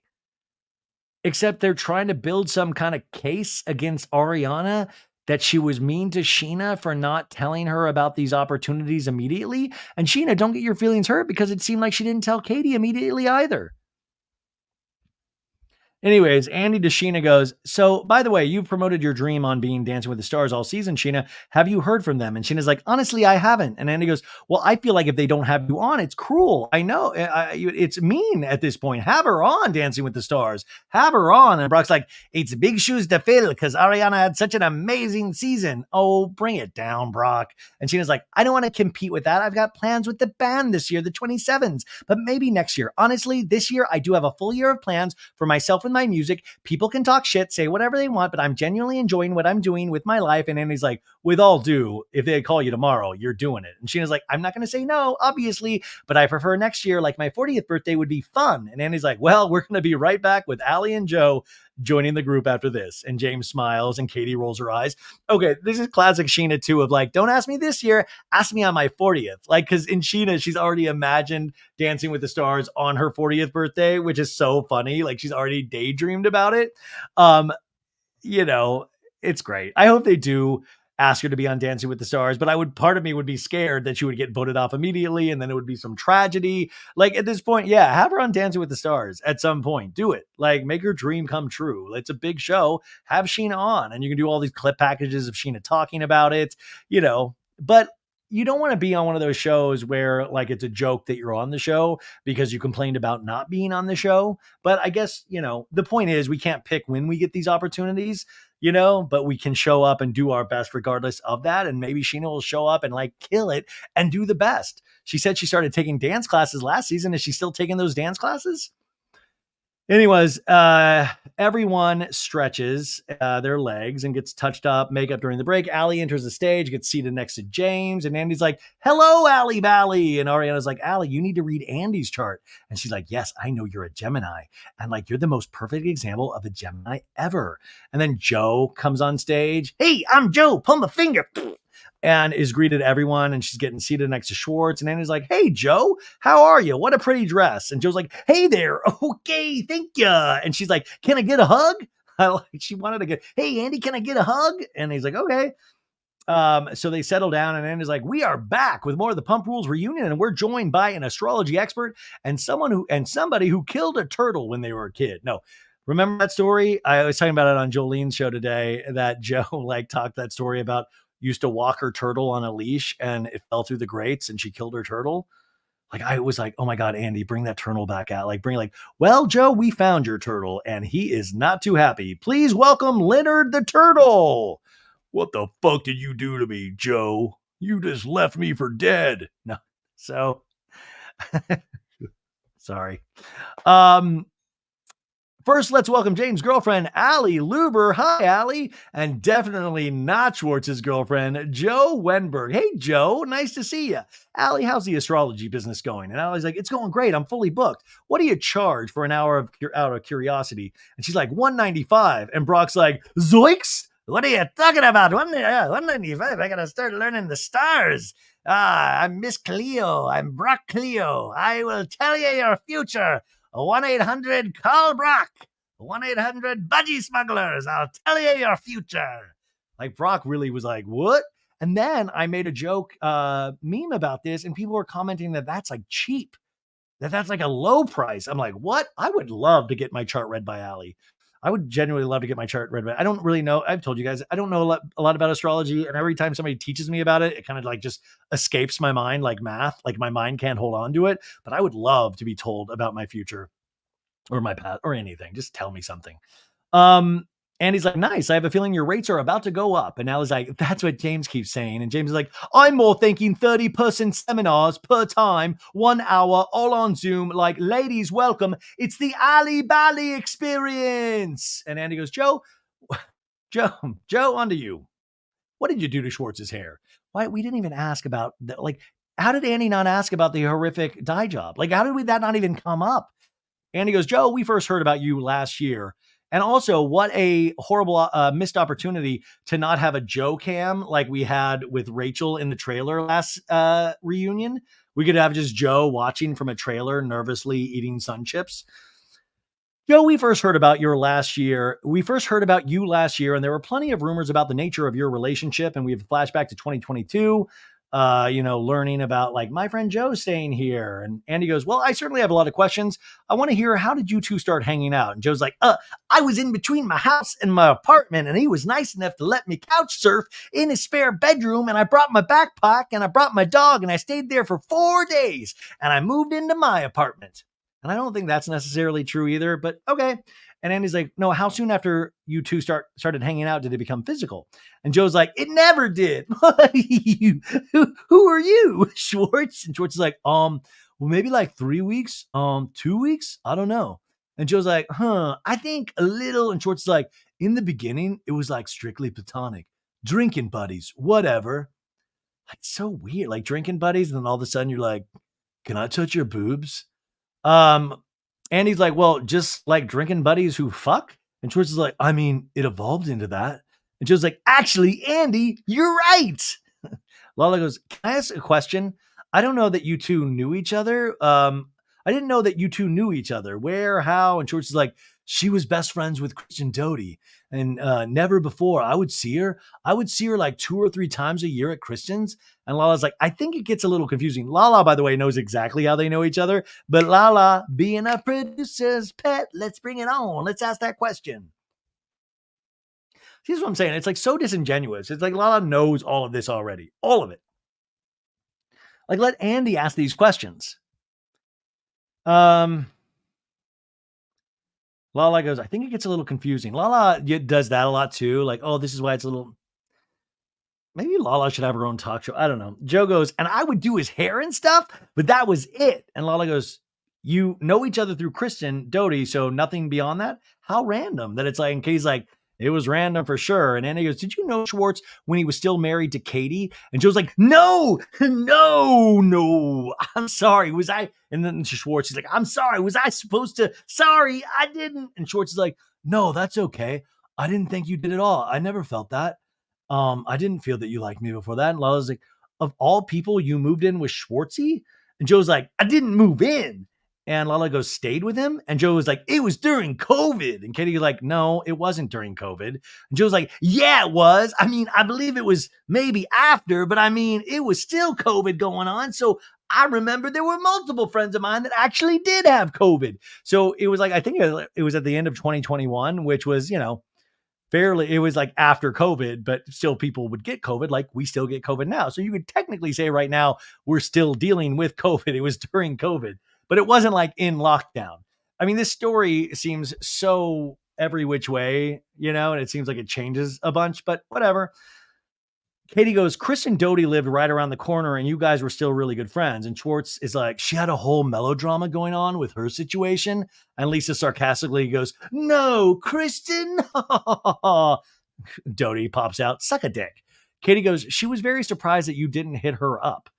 And Schwartz is like, she had a chaotic living situation going on. And Lisa goes bug-eyed. And Joe's like, I did, actually, yeah. And Andy goes, Ariana, you said that you didn't like Joe because she knew about Tom and Rachel's affair. How did you know she knew about the affair? And Ariana goes, the proximity to Schwartz and then finding out that Schwartz's apartment was kind of like the place where a lot of this was going down. She was there all the time. And also this Big Bear thing that I found out after the fact as well. So there were a few different things that led me to believe that. And I still definitely believe that. And Jo just kind of like, Jo doesn't comment, doesn't anything. And this is where it's like, Jo, you sure got a lot to say about everybody being mean to you. You got a lot to say about how you're treated. How do you think Ariana feels about how you treated her? And like this is it kills me. Like Ariana, Andy, you don't go, Jo, what do you have to say about that? Like Jo, what do you feel about that? Like, I want to know. Like I want to know. I want Jo to answer that question. That's a question that I want to know. Like we don't know. Like I want to hear it from Jo. She doesn't say anything. She doesn't say no, that's not true. She just doesn't say anything. Like, what that's why it's frustrating sometimes in these moments, because it's a piece of information we don't have. We could get it really easily right here. And he goes, Jo, did Schwartz ever ask you to lie about your relationship in front of the cameras? And Joe's like, no. Now, this is crazy. Jo did an interview today on the Vanderpump Rules Party podcast with the ladies over there. And she said in that podcast today, from what I believe I read in Vanderpod Recaps, the account, that she said she lied on the reunion stage and that he did ask her to lie about the relationship on camera. So Jo, what is it? Like at this point, you are such not a reliable narrator at all that I have no idea. Like, it feels like you'll change your story 30 more times. And that's why I think there is an imbalance there, that you're making yourself look worse and worse. And now at the end of the day, Schwartz, really horrible for bringing a special friend on the show, knowing that this is what the show does to people. Like he does know how this show operates at this point. So I'm still so curious why he chose to bring you on. And I don't know if it was just to have somebody to back up his friend Sandoval, another kind of positive person that was in support of both of them. I don't know why Schwartz agreed to do this, but you kind of unleashed a weird little beast now, because she's out there doing Instagram lives, trying to raise money and like GoFundMe's for her dogs that, like, when she gets questioned about, she freaks out and takes it down. There's a lot of weird stuff. And it feels like she's going to keep saying a lot of things, because she's going to want to keep getting that low level of attention that you get when you're on a reality show. And I think in the end, you're going to end up hurting her more than you ever would have if she hadn't been on this reality show. I think she's really excited about the attention she's getting, but you got to remember, when that goes away, there's going to be this loss, and she's going to have feeling the loss of a friend, you, or a lover, and now feeling the loss of not getting back on this show. And I don't know. I feel bad for Jo, but at the same time, I don't trust Jo as far as I could throw her. And I do think Katie has every reason to be angry with Jo. There is no apology that needs to be given from Katie to Jo. That's just how I see it. And he goes, Jo, did Schwartz ever out? Yeah, she says no. And he goes, you admitted to having a whirlwind romance with Jo Schwartz last year. Why weren't you honest about the relationship when it was happening? And Schwartz is like, I don't know. I think in the beginning when Jo wasn't filming, like, I love that she was like, didn't want to be a part of this world. And it was like a great escape while it lasted. It was kind of fucking beautiful. It was kind of a lightning in a bottle scenario. And then he goes, how frequently were you two hooking up while filming? And Joe's like, I don't know. Like, we were just basically like dating. And Lala's like, what was it? Like bumping pee-pees once a week, twice a week? What are we talking about? Oh, bumping pee-pees. She goes, yeah, maybe. And Schwartz is like, maybe. And Lala goes, frequently. That's not sporadically. Frequently, yeah. And Lisa's like, smiles. She's like, as far as I'm concerned, that's a hell of a lot. I don't let kin touch me but once a year. Nigga Lane touches these lady parts. Jo to Scheana goes, oh, no, sorry. Andy goes, Katie, did it seem to you like Schwartz was kind of breadcrumbing Jo? And Katie's like, yeah. And Jo to Scheana goes, what does breadcrumbing mean? And Scheana to Jo goes, just giving you a little bit. And Jo to Scheana goes, oh, like for breadcrumb, for like breadcrumb, for breadcrumb. And Katie's like, especially when I was watching, I felt like giving you a lot watching it. It was like, oh my God, I felt really bad for Jo. And Joe's like, you did? And Katie's like, well, because he was being very elusive. And Joe's like, wait, what? And Katie's like, you saw the relationship very differently. And Jo goes, did she say she felt bad for me? And Lisa's like, I think Katie means when she's watching the show. And Jo appears really confused, even though I don't know what she's confused about. Katie goes, but when I talked to you at Mel's Diner, Schwartz, and you were explaining the situation, I thought, well, no wonder she would think that. Because we flash back to that. And he's like, no, I've always been clear. I don't want to have a girlfriend. I decided to take a break from hanging out so much. And she said something that really broke my heart. She said, "Are you embarrassed of me?" And it made me feel so sad. In this reunion, Katie's like, "You've been giving the relationship and boyfriend experience, so no wonder why she literally assumed you were in a relationship or assume those things." Now, Joe's fiddling with her earrings uncomfortably, and she's like, "What is happening? I'm literally on planet Mars right now." And Schwartz is like, "Honestly, it kind of felt like it was evolving into a relationship, but then some things happened." And Katie goes, "But you're not committing to one. So if somebody thinks," and Schwartz is like, "So I reconsidered and slowly pulled away." And then he's like, "What happened?" And Joe's like, "I actually like, we had a conversation that doesn't need to be." And Lisa's like, "I think if you're sleeping with somebody and you tell them you love them, I mean, it gives you an invitation to." And he goes, "Did you tell her you loved her?" And Schwartz is like, "I did love Joe. I did love Joe. It's not like we would text each other, 'I love you,' and 'Hi, honey, I love you.'" And Joe's like, "No, but we meant it." And Schwartz is like, "I let her know that I thought a lot about her." And Joe's like, "No, you said it in the right way. Like you knew it." And Schwartz is like, "I just wanted to let her know how much I cared about her and how special she was to me." And Joe's still fiddling with the earring, ripping her earlobe off. And she's like, "Yeah." It is a weird conversation between two people. I mean, I don't know if half of this conversation is just in their minds and they're telepathically talking with each other. But it seems to be a lot of what their relationship was based on is just a very certain kind of freak. Like, they met each other's freak level, a certain kind of weirdness. Um, I don't know though. And I think I can't speculate, but I have a feeling Schwartz, had to tell her at some point, "I don't feel this way for you anymore. I don't like you." And I have a feeling that Joe didn't really accept it. It seems like Joe was still doing lives 3 weeks ago or 4 weeks ago or something, going like, "Oh, we're going to wind up together. I think we're perfect together." And it's like, no, it's like when you do, like, it's like people tell you to be clear and then you are clear with somebody and then they just don't, they just ignore it. They just choose to ignore it. And that point, like, sometimes I get confused about that as well. Lala to Allie goes, "What the fuck is going on?" See, Lala does make sense sometimes. Schwartz is like, "It's not like we were," and Kitty goes, "But Tom, when you know someone has feelings for you, if you're not very clear, when there's not clarity about what you need and the intention is not there," and Schwartz is like, "We were always transparent and had a great line of communication." And Sheena's like, "It didn't seem like that watching all of her interviews." And Schwartz is like, "Well, that's because she sees me starting to pull away." And Katie's like, "You were displaying some what we call fuckboy behavior." And Schwartz is like, "Okay, Katie, you only know what you see on TV, okay?" Now, this would be a great, interesting, long conversation to have about fuckboy behavior and how all the men on the stage do. And all of us men at some point, I believe, have been fuckboys or have exhibited fuckboy tendencies. These are kind of important conversations to have. In the extended scene, Katie goes, "I'm listening to you talk right now, Tom. It's like listening to her recount things and you talk right now. It's like, I don't need to be there to listen to two people give their different experiences on things." And she was like, "Katie, there's a gross simplification of the situation. But if I was watching from your perspective, I would think that too." And she was like, "It was not just from watching the show. It was the stories and things that we were hearing from mutual friends and from both of you in real time, where I think she thought y'all were dating. And you're like, no, no, no, she's just my friend." And I was like, what's interesting? I'm just thinking about is that usually when people get older, these conversations start to like kind of slow down. It's like you start kind of going on with your life or you're growing up in small ways and you're not like sitting there talking with friends about other people's relationships. And it feels like it speeds up for the cast of this cast. Like it's like, like, oh man, they're almost in their 40s and they're still like here talking shop with mutual friends about other people's relationship. It's wild.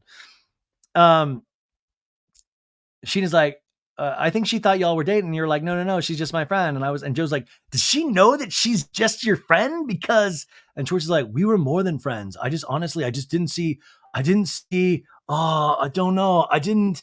And Sandoval touches Schwartz. He's like, "Maybe this will help simplify it.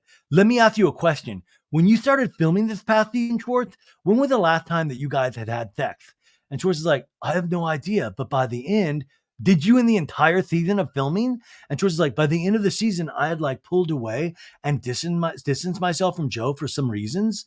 So what are those reasons, right? What are those reasons? I think she got way too serious. And I think he kind of tried to put down some sort of boundary and she ran right all over it and just wouldn't listen to him. That's a speculation. And he goes, but you said during filming you were, and Schwartz is like maybe in the beginning of filming, but towards the end we had established. So he's saying, oh, we banged in the beginning of filming, but not by the end. And Lala goes, we only filmed like 2.5 months. Oh my God, all of this talk for 2.5 months. Schwartz is like, I know, but by the end of filming, we were not hooking up anymore. We were still hanging out, but we were not hooking up. And Brock's like, but I think the point of the situation to a different situation where Jo felt left behind because you wanted a reminder to like, you're in the friend zone, you know? And that's the end of the extended scene. And Sandoval was like, okay, I will say the way it was portrayed on the show was different than what it was actually like in real life. And Annie's like, okay. And Schwartz is like, it was very digestible storyline. God. All of these people talking storyline. It's truly funny as hell. Lala's like, why is everyone making her feel like she's fucking nuts? And Jo is just staring at everyone with her mouth gaping and tears in her eyes. Like, ugh. And Jamie's like, honestly, that's a false statement. And Lala goes, she clearly, something was happening to make her feel Schwartz. You're having sex with her on a regular basis. And Lisa's like, you're sleeping with her, telling her you love her, saying you're having the best time, for God's sakes. And Lala goes, I mean, that's so fucked up. And now Jo is very emotional now and crying. Oh! And Ariana's like, she's now sitting here. She just used the word dating. And you were like, no, it was this other thing. It is funny. Jo now has said they were dating. They were almost boyfriend and girlfriend. And Schwartz never says that, but she says that. Katie goes, it's not my perspective. Everyone watched it. And James like, yeah, I thought you were leading on for a bit. Yeah, I did. It is like they're all talking to her like Joe's not there. Like, drink your juice, Shelby. Don't talk about me like I'm not here, mama. Drink your juice, Shelby. It's a Steel Magnolias reference. Look it up, kids. You'll love it. Ariana says, so there's a disconnect on what it was. And Katie's like, it's not just me. And Joe's like, you have a girlfriend and you love talking about her. It's like, I was a secret for a year. So now she's talking about Schwartz's new girlfriend. And Schwartz is like, Joseph, Joe Blow. Okay. Andy watches with disbelief as Schwartz attempts to shut Jo down. And Joe's like, but it's true. And Schwartz is like, she has nothing to do with the reason I pulled away from you. And Joe's like, I know. And Schwartz is like, zero. I didn't say that. I know that, but I'm thinking it's sad to see how we really were. I think that was a relationship. It is sad, but at the same time, Schwartz does have a right to not want to be in a relationship with Jo. Like, do we have to make him be in a relationship with Jo? Like, are we like, is he not allowed to? I mean, obviously this is another young girl that he's with now that he's proud of being with and, whatever. But he's not like, he doesn't need to, like, I'm sorry. Like, is he supposed to be with, anyways, George is like, we did have magic for a little while there. We did. And Joe's like, right. And Andy's like, and he was keeping it a secret. And Ariana's like, well, why can't he call it a relationship? And Lala goes, can I tell you something? It's wild to watch you gaslight her. And George is like, I'm not gaslighting her. He is gaslighting her. And Lala goes, and you're saying all these things. And George is like, please don't use that term. Like, George is like, that term triggers me. Lala goes, you're at my happy place. What we had was magical and you can't call it a relationship. Those are all things you look for in a relationship. And Schwartz is like, I was scared to put labels on it. I felt incapable of being in a conventional relationship. I felt fucked up. And Andy goes, and what is the status of your relationship now? We're friends. And Andy goes, are you friends, Jo? And Jo shrugs her shoulders. I mean, and Lala's like, sounds like he has a new girlfriend now. And Schwartz to Jo goes, I thought you were dating too, Joseph. And Jo shakes her head no to Schwartz. So this is also weird too, which I would have loved confirmation on this. Is like, Jo, are you just then telling Schwartz things? Or you were dating and now on the stage, you're like, no, I wasn't, to try to get more sympathy? Like, what is it? And he goes, it sounds like you're kind of hurt that he's so public about his girlfriend. And Jo shakes her head, yeah. And James like, yeah. And Andy goes, because he was not public with you. And Schwartz is like, I will say. And Joe's like, I didn't need the publicity. I just kind of wanted. And Andy goes, you just kind of wanted you didn't want to hide it. Validation. Yeah. And Lisa's like, exactly. And Andy's like, all right, Schwartz, it seems like you have hard launched a new relationship. What can you tell us about her? And Schwartz is like, her name's Sophia. She's ridiculously good looking, but that's like my least favorite thing about, like, wouldn't it be great if he was like, just grow? He was like, she's got an ass that goes on for days, Andy. It's insane. Such a tight bod, dude. No, she's like, it's like That's my least favorite thing about her, that she's good looking. Sometimes I want her to be fucking ugly, because I don't even care about her looks. Also, she's smart. She's fucking hilarious. She's got a great career, right? But anyways, it's disrespectful to Joe. I don't want to talk about it. They show us a picture of Schwartz with this very young looking girl, and Joe's like, no. And James is like, what? And Lala's like, now he cares about being disrespectful to Joe? Suck my dick, dude. Oh, Lala. James and Schwartz is like, what are you talking about, dude? And Schwartz is like, you guys don't know what you're talking about. And she's like, I've seen her on TikTok. And Andy's like, well, she said it on Instagram. And Schwartz is like, you have no idea what you're talking about. And Lala goes, I'm watching it and I've seen her. And Schwartz is like, I know, but I'm not talking about that relationship. I'm talking about our dynamic or whatever it was that we had. Are you guys easy with the snap judgments? And then he goes, all right, Katie, you said some aggressive things about Joe on social media and on the show. Flashback to season 10 where Katie called Joe a creep. And Schwartz is like, don't disparage her. And then at Hotel Ziggy, Katie calling her a rat girl. She's a psychopath. Come on, guys. Now Joe is on stage, puts your hands on her face, and she starts fully crying. And he goes, what is it about her that got you fired up? And Lisa's like, Joe. Joe's really crying. Scheana puts her hand on Joe's shoulder. It'd be great if Scheana put her hand on Joe's shoulder and then just pushed her. Get out of here. Get out. Schwartz is like, Joe, you're okay, Joseph. Come on. Katie goes, well, and by the way, Katie completely composed. She's not thrown off by Joe's tears at all.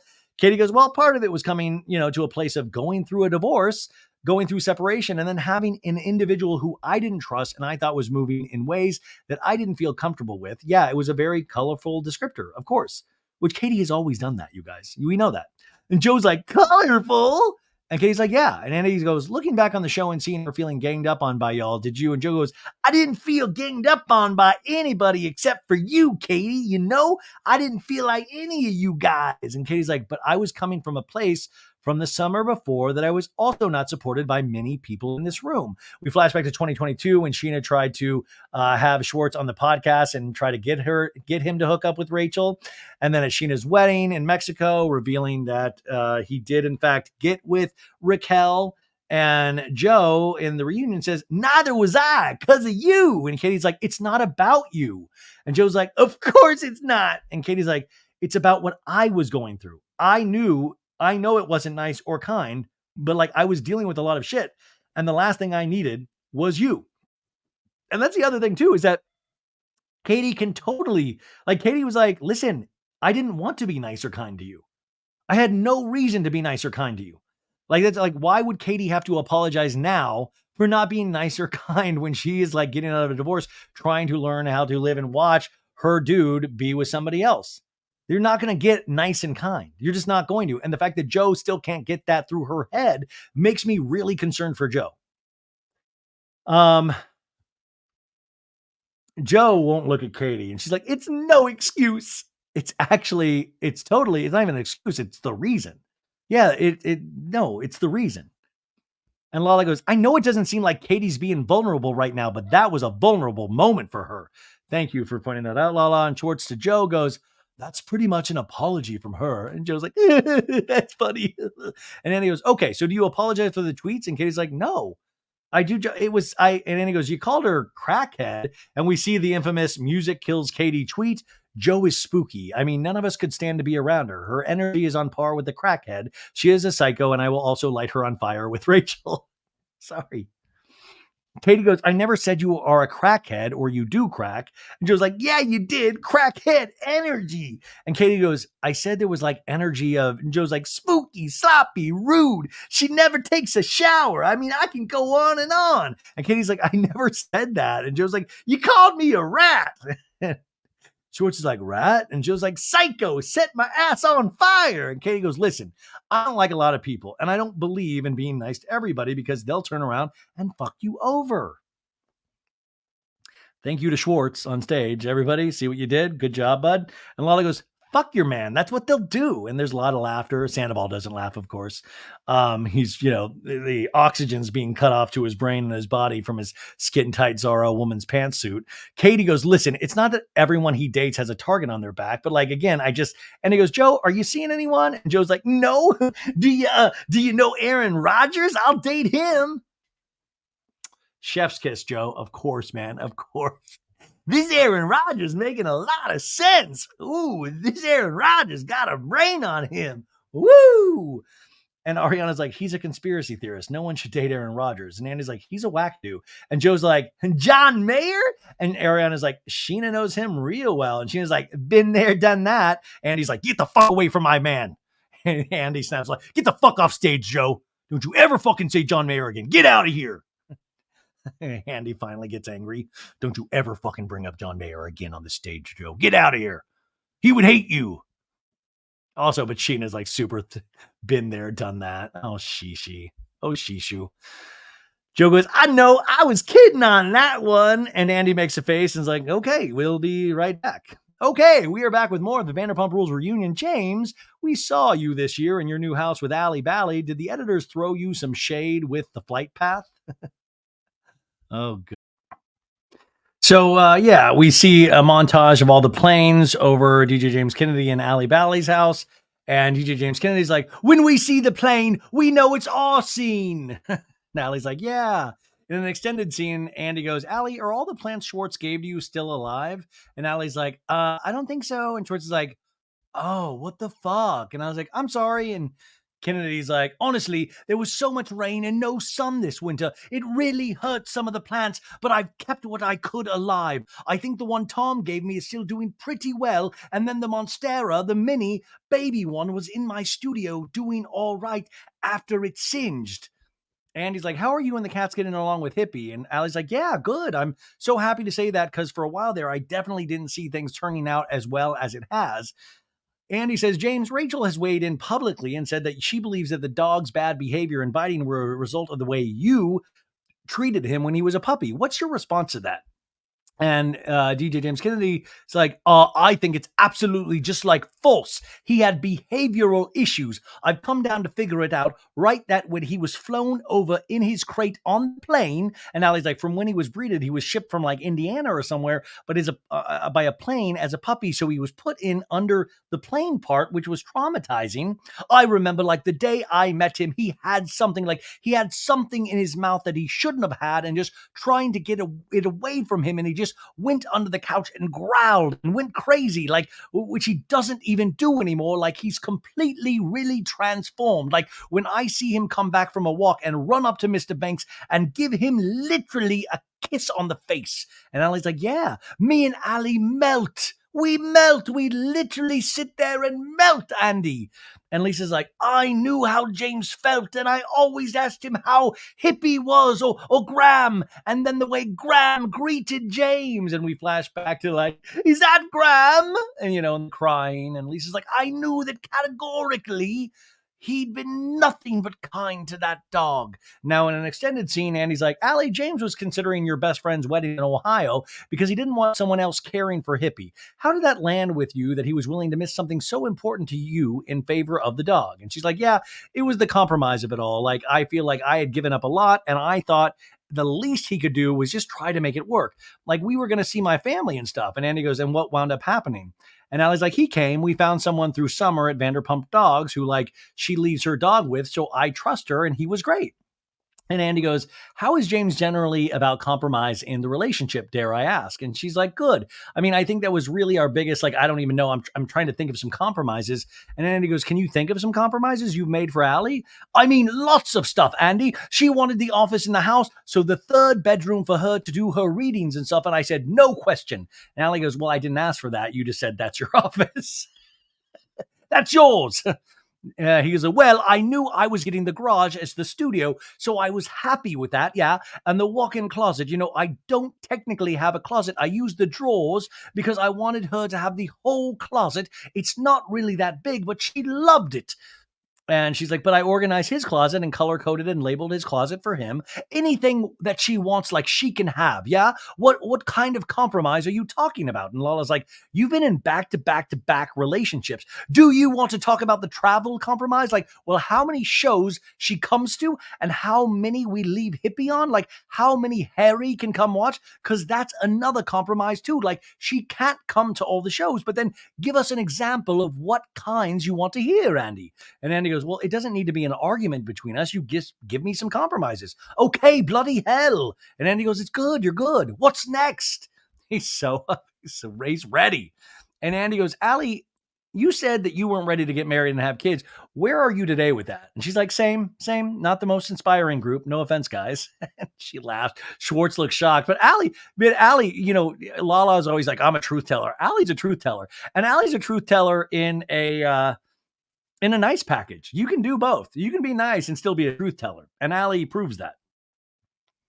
And James is like, what the hell, Allie? And she was like, excuse me? And Allie's like, I'm sorry, except Scheana, and Brock, of course, and Lisa. And Andy goes, and Lala. And Lala goes, no one wants this life, honey. And Allie goes, but I was talking to my friend recently, and I said, I want to have kids like this when I feel like Lala, like when I want it so badly that, and Andy goes, how old are you? And she's like, I'm 28. And Lala goes, what a great save, by the way, with me. Oh, you saved yourself for Lala. Oh, good. He's like, do you want to get married? Or no, they ask, Andy goes, do you want to get married? And he's like, yes, no, honestly, like I want kids by 33 to 35. And Andy's like, how old are you, James? He's like, I just turned 32. And Andy goes, so no plans for a proposal in the near future. And he's like, I didn't say that. And Allie goes, I would say yes, but it would just be a really long drawn out engagement. It is why she really is sticking with her guns. I just remember when he gave back the ring, when Rachel gave him back the ring at that one reunion, and he was like, that's a Bitcoin. I can purchase 1 Bitcoin with this ring now. So Andy goes, James, how long are you willing to wait for Allie for her to change her mind? And he's like, forever, Andy, forever. I will wait for Allie Bally. She's so beautiful, so equine, her skin like porcelain, Andrew. And he goes, all right, for many years, this group was infamous for boozing it up. But this year, many of you went from slamming shots to sipping mocktails and hosting water tastings. And we, go to that sommelier guy, literally having a stroke. And he's like, I've been on Playboy Radio and the bunnies of Playboy said it tastes like beep. I don't know. Anyways. And he goes, how long have you been sober now, Lala? And Lala goes, almost 5.5 years. And everyone claps. And Lala goes, thank you. I have to say, I really appreciate you acknowledging my sobriety each time we do this. That really means a lot to me because it's the proudest thing I've ever done in my entire life. Well, and the kids, right? And then he goes, it's a major accomplishment. It is. Man, shout out to Lala for that. And I do like that they bring it up. And I think Bravo and Andy do need to bring it up because it also flies in the face of, potential lawsuits where they say they make people drink. So Lala's a great example of not making somebody drink and encouraging and complimenting them when they do make a major life choice like that. In an extended scene, Andy goes, Schwartz, you were very open about your brother Bert's addiction issues. What can you tell us about how he's doing since his liver transplant? And Schwartz like, he's alive and well. Not only is he alive, but he's thriving. And they show us a picture of Bert when he was in the hospital, his abdomen scar. By the way, Schwartz should set Bert up with Joe. Like, Joe can't have Schwartz, but maybe Joe can have... No, it's a horrible idea. He's like, he's actually coming out next week. I just booked a flight for him, and we're going to do a celebration of his new lease on life, and we're going to go on a sober bender. And Lala's like, fuck yeah, you're going to have the best time ever. Can I ask you a question? Are you going to drink around him? He's like, no. And Sandoval's like, dude, I won't either, dude. We're going to do mushrooms. Yeah. And he goes, James, how long has it been for you since you've had a drink? He's like, since April. And then he goes, so almost a year. Congratulations. And Lala's like, good job, Jameson. Thanks. Thank you. And Andy goes, Allie, you said that there was a big moment that caused James to stop drinking. It also pushed you to take your cats and move out. And Joe whispers, oh, I didn't know that. And Andy goes, what were you guys fighting about? And she's like, at the time, it was kind of clear to me that I didn't like who he was when he was drinking. I mean, I think you guys even saw that last year. And so it just kind of felt like this isn't cute to me. And he's like, yes, like I have a mouth on me, I get disrespectful, And Joe's like, it's refreshing. You can admit that though. It's so cool, Pipe down, Joe. Come on. Yeah, you had, James like, I've seen it 1,000 times. And Joe's like, yeah, that's true. And Andy's like, how long were you out of the house, Allie? And she's like, 2 nights. And he's like, 2 nights? And you were staying at Schwartz's? And James is scowls. He's like, huh? And he's like, I'm just kidding. And James like, what the fuck? Man, that would have been so good. Ariana goes, I thought that was real for a second. And Allie goes, I was staying at my friend's. And Schwartz is like, you had me for a second. It does sound like something I would do. He's like, it does sound like me. Oh my God. Have I had sex with Allie? Oh no. Alcohol did it again. Joe is cracking up by this whole thing. And he goes, you said that you quit drinking for yourself and not for the relationship, but it seems like you did quit for her. Yes, okay. And you see, I do see that. But at the same time, it wasn't necessarily Ali Bally giving me an ultimatum. She was just ready to leave. And that's why she took the cats, right? But yes, it was to better my relationship because I know I'm not stupid. Like, I get the relationship's going to be as a whole better. And Annie's like, Ali, if he started drinking again, you would do what? And Allie, with zero hesitation, goes, I'd leave. Yeah. And then he's like, wow. Yeah. Isn't it wild, Andy, to see two women on stage like stand by the courage of their convictions? Fuck yeah. Allie goes, yeah, I don't like him when he drinks. And Andy goes, before I let Allie and Joe leave, Joe, is there anything you want to say? And Joe's like, I'd say it sounds crazy, but I've actually had a really good time with these people. And Andy's like, oh, wow. And then she goes, except for Katie, unfortunately. But Katie goes, I'm a delight. What are you talking about? Like, Katie doesn't even get thrown. And it's so funny. Katie's like, no, I'm a delight. And Joe's like, I really had a good time and I learned a lot. I'm just going to go home and cry. It's fine. And that's the last we ever saw of Joseph, of Kaylee Joseph. Andy makes a conundrum looking face and they laugh. And Andy goes, okay, we're going to take a break and we'll be right back. Backstage, Allie hugs Joe and tells her she's so proud of her. They come back. We're back. And I want to talk about the real star of Vanderpump Rules this season, Anne. And they show a picture of Anne all smiles with Sandoval. And Scheana's like, I was going to say Summer Moon. Oh, Scheana. And Andy goes, Summer Moon, close second. Well, we got to meet your former assistant, Anne, this year. You had her doing some pretty tough tasks. She was cleaning up your after parties, your underwear. And Sandoval's like, whoa, dude, I got to stop you there. And Andy's like, okay. Isn't it funny? Like, this whole season revolved kind of around Sandoval and if we were going to forgive him or not. And he's had relatively a light reunion presence. And that's another thing that I'm just so confused about. It's like, why, man? Like, finish this season out with how you actually focus, who you focused on this season. It just does. It blows my mind. And another thing, Lala, I was thinking about this today when we were talking on Jolene's show, is that Ariana used to be the Sandoval whisperer because Sandoval, as we've noticed, is not a good communicator in any way, shape, or form. So Ariana would always fill in those blanks because she always said to me, she was like, oh, I know what he's trying to say, so I help him say that. And he doesn't have that anymore. But do you notice how Lala has jumped in and kind of filled that? Like, she's now the Sandoval whisperer in some ways. And that's what I'm just like, dude, let him figure it out for himself. Like, let him learn, let him stick his foot in his mouth so many times that he learns to be quiet, like, or he learns to actually think before he speaks. I mean, that I think is a really important thing for his overall growth. Anyway, Sam was like, she did not touch, Anne doesn't touch any dirty laundry whatsoever. Yeah, she does tidy up and she does clean up after parties. That's literally like one of the jobs in her job description, dude. I mean, she might not clean up your clothes, but it sounds like you have a lot of really weird, freaky parties where people just might throw thongs and stuff. And he goes, Ariana, you called Anne asking for referrals for assistance, and she very quickly started throwing her name. And Lisa's like, did you know, Ariana? And she's like, no. And Annie's like, why do you think she was so eager to jump ship? And Ariana's like, well, I think she was excited about wanting to work with and for other women.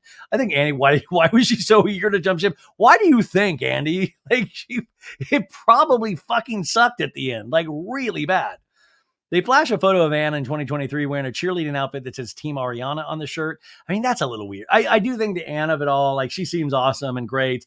I do like the 3 years working with Tom and then there is, I don't know, for me, there's something and I can't put my finger on it necessarily where I'm like, but everybody go for your bag. Everybody get your moment. Hollywood's tough. I get it. But at the same, I don't know what it is exactly. Like, I think she is awesome. She's great. And she's really fun and entertaining. I don't know. Anyways, Ariana says, and I think that was a big part of it. And she had just gotten to a point where she wanted something new. And Andy goes, what bothered you the most about her wanting to go to work for Ariana? Did you feel betrayed? And Santa was like, I did, dude. To do that, like, on camera, dude. Oh my God, Sandoval, if that hurt, get this. I heard about a guy that was on a cast with his girlfriend and another cast member, he was like cheating with her for like 7 or 8 months. And the house that he owned with his actual girlfriend, he fucked the other girl in their house. So isn't that crazy? So it's like that story, but then your story about Anne, that's also pretty tough too, man. Good stuff. But he's like, oh, dude, to do that on camera, that would they fucking kick. That was a fucking kick to the gut, dude. And I'm like, if you don't want to work for me, fine, dude. Your wish is granted. Go work somewhere else. And he goes, well, we already talked about Hippie and his journey to find a happy home, but across town, Tom and Ariana's pets were dealing with the fallout of their parents' breakup. Sandoval, you went into Ariana's bedroom and let Maya in, which led Ariana to accuse you of being a dog murderer. And Andy's like, so the dog got into the chicken skewers in Ariana's bedroom that were next to your bed from the night before, which Andy goes, is a little gross. And Ariana's like, my nightstand. Yeah, fine. But that's my space. Like Ariana, even not letting Andy get away with that. Like, that's my space. You know, I don't care if you think it's gross. And he goes, right. What were the ground rules that you two established about where you can go in the house? And Sam's like, well, we've been having issues with our air conditioner and we had electrical issues. There are things that come up that have to be taken care of. Otherwise, it can turn into bigger problems. And I had to go in there. I don't know if it was Anne or I that left the door open. We were both in there. And Annie goes, Ariana, how should he have handled it when the technician needed to get in the room? And Ariana says, well, I should have been consulted that someone would be going in my room. I was not aware of that. That's like the only area I had in the house that was my own. And I understand there's things that need to be done, but that's my space. That's all I have. And Annie goes, what discussions did you two have about who should get pet custody? And Sam was like, there was no discussions. It was just ruled that she was taking it. And he goes, I'm guessing that you aren't interested in sharing custody. And Ariana's like, no, I've had Kitty. She's probably 15 now. I got her before I ever lived in LA. And Maya was purchased by me. And all of that was in my name when she was adopted. And DJ James Kennedy to Sandoval is like, you roll your eyes like that, but you were totally fine when Raquel took fucking Graham from me and you became his secret new daddy, getting your dick wet for 7 months. Daddy boy. And Sandoval's like, dude, stop, dude. I love DJ James. You're getting your willy sucked, getting your dick wet, secret new daddy. Oh, Graham still has nightmares about seeing your shriveled up old Zara pantsuited penis. Oh, Hippie will wake up from nightmares and be like, rah, rah, rah, rah, rah. And I know it's because he's dreaming about your tiny little dick. Sandoval like, dude, stop, dude. I wouldn't have said anything now if you weren't rolling your eyes thinking that what she's saying is not completely 100% fucking accurate. And you don't get me started with fucking Hippie either. If you had a problem with that then don't have a fucking problem with this now. Damn, boy. DJ James Kennedy, boo. Sandoval's like, I'm keeping my mouth shut about things that I've heard about you, dude. And they add up, James. And Ariana frowns, and James goes, shut the fuck up, Sandoval. You haven't heard shit. Get off your high horse, dude. Brother, I'm galloping so far ahead of you, bro. I can't even see you in the distance. And Sandoval's like, that's great, man. You're in a swamp, bro. Sinking quick. Fucking eat a dick. And then Sandoval's like, you fucking eat a dick, dude. You fucking eat that dick, dude. Oh, man. Shout out to Kristen Doute, right? Eat a dick. I love Dude, that's amazing. Brother, I'm galloping so far ahead of you, bro. I can't even see you in the distance. You're in a swamp, bro, sinking quick. Fucking eat a dick. You're like, no, dude, you eat a fucking dick, dude. You eat a dick, dude. And Andy's like, I'll eat a dick. Coming back. Like, Andy then goes, next week, it's the shocking finale of the Vanderpump Rules reunion. And he's like, we intentionally didn't send you the last few minutes of the finale episode. We wanted you to watch this ending together as a group. And Ariana mouths, what the fuck? And there's a lot of shock and worry on most of their faces. And Lala's like, if you don't give a fuck about your position on the show, I'm going to need you to give a fuck about mine. Fuck off. Give a fuck about yourself. Nobody needs to give a fuck about your position. Sandoval to Ariana goes, I did the thing that I said I would never do to you, and I regret it every fucking day. And Ariana's crying, going, I just want you away from me. I just want you gone. And it's like, whoa, you can feel the intensity. And Lisa's face is like, oh dear. I can't believe Ariana's crying that intensely. I can't believe it. Sandoval's got that big baby like, oh, I'm finally crying like I do everything. Anyways, that's the end, folks. What time is it? What did we do? Ooh, we're under 2 hours. Oh man, this is like a fast one. Anywho, folks, listen, I'm going to be way better for next week's reunion. I didn't feel this episode, and I think, yeah, I don't know. There's so many other comings and goings. Maybe we'll do a Friday episode where we cover a lot of the other Vanderpump Rule news because there is tons of it. If you have Sirius, listen to me on Jeff Lewis Extended, channel 102, Radio Andy, tomorrow at 10 a.m. And that's it. I hope you have a fabulous, fantastic day. Listen to all the episodes this week. We had some great ones. If you get a chance, remember to leave us a 5-star review on Apple Podcasts and Spotify. I sure do appreciate it. We put a lot of work in here, so it's really nice, and it's a free thing that you can do for us. Patreon, I'll be doing new Patreon episodes this weekend. Patreon.com/so bad it's good, but you can check out the live that we did, even though it was live. It'll be up there for Patreon users to check out. And that's it, you guys. Whew, we did it. Vanderpump Rules, done. Have a great Thursday. I will talk to you very, very soon. Bye.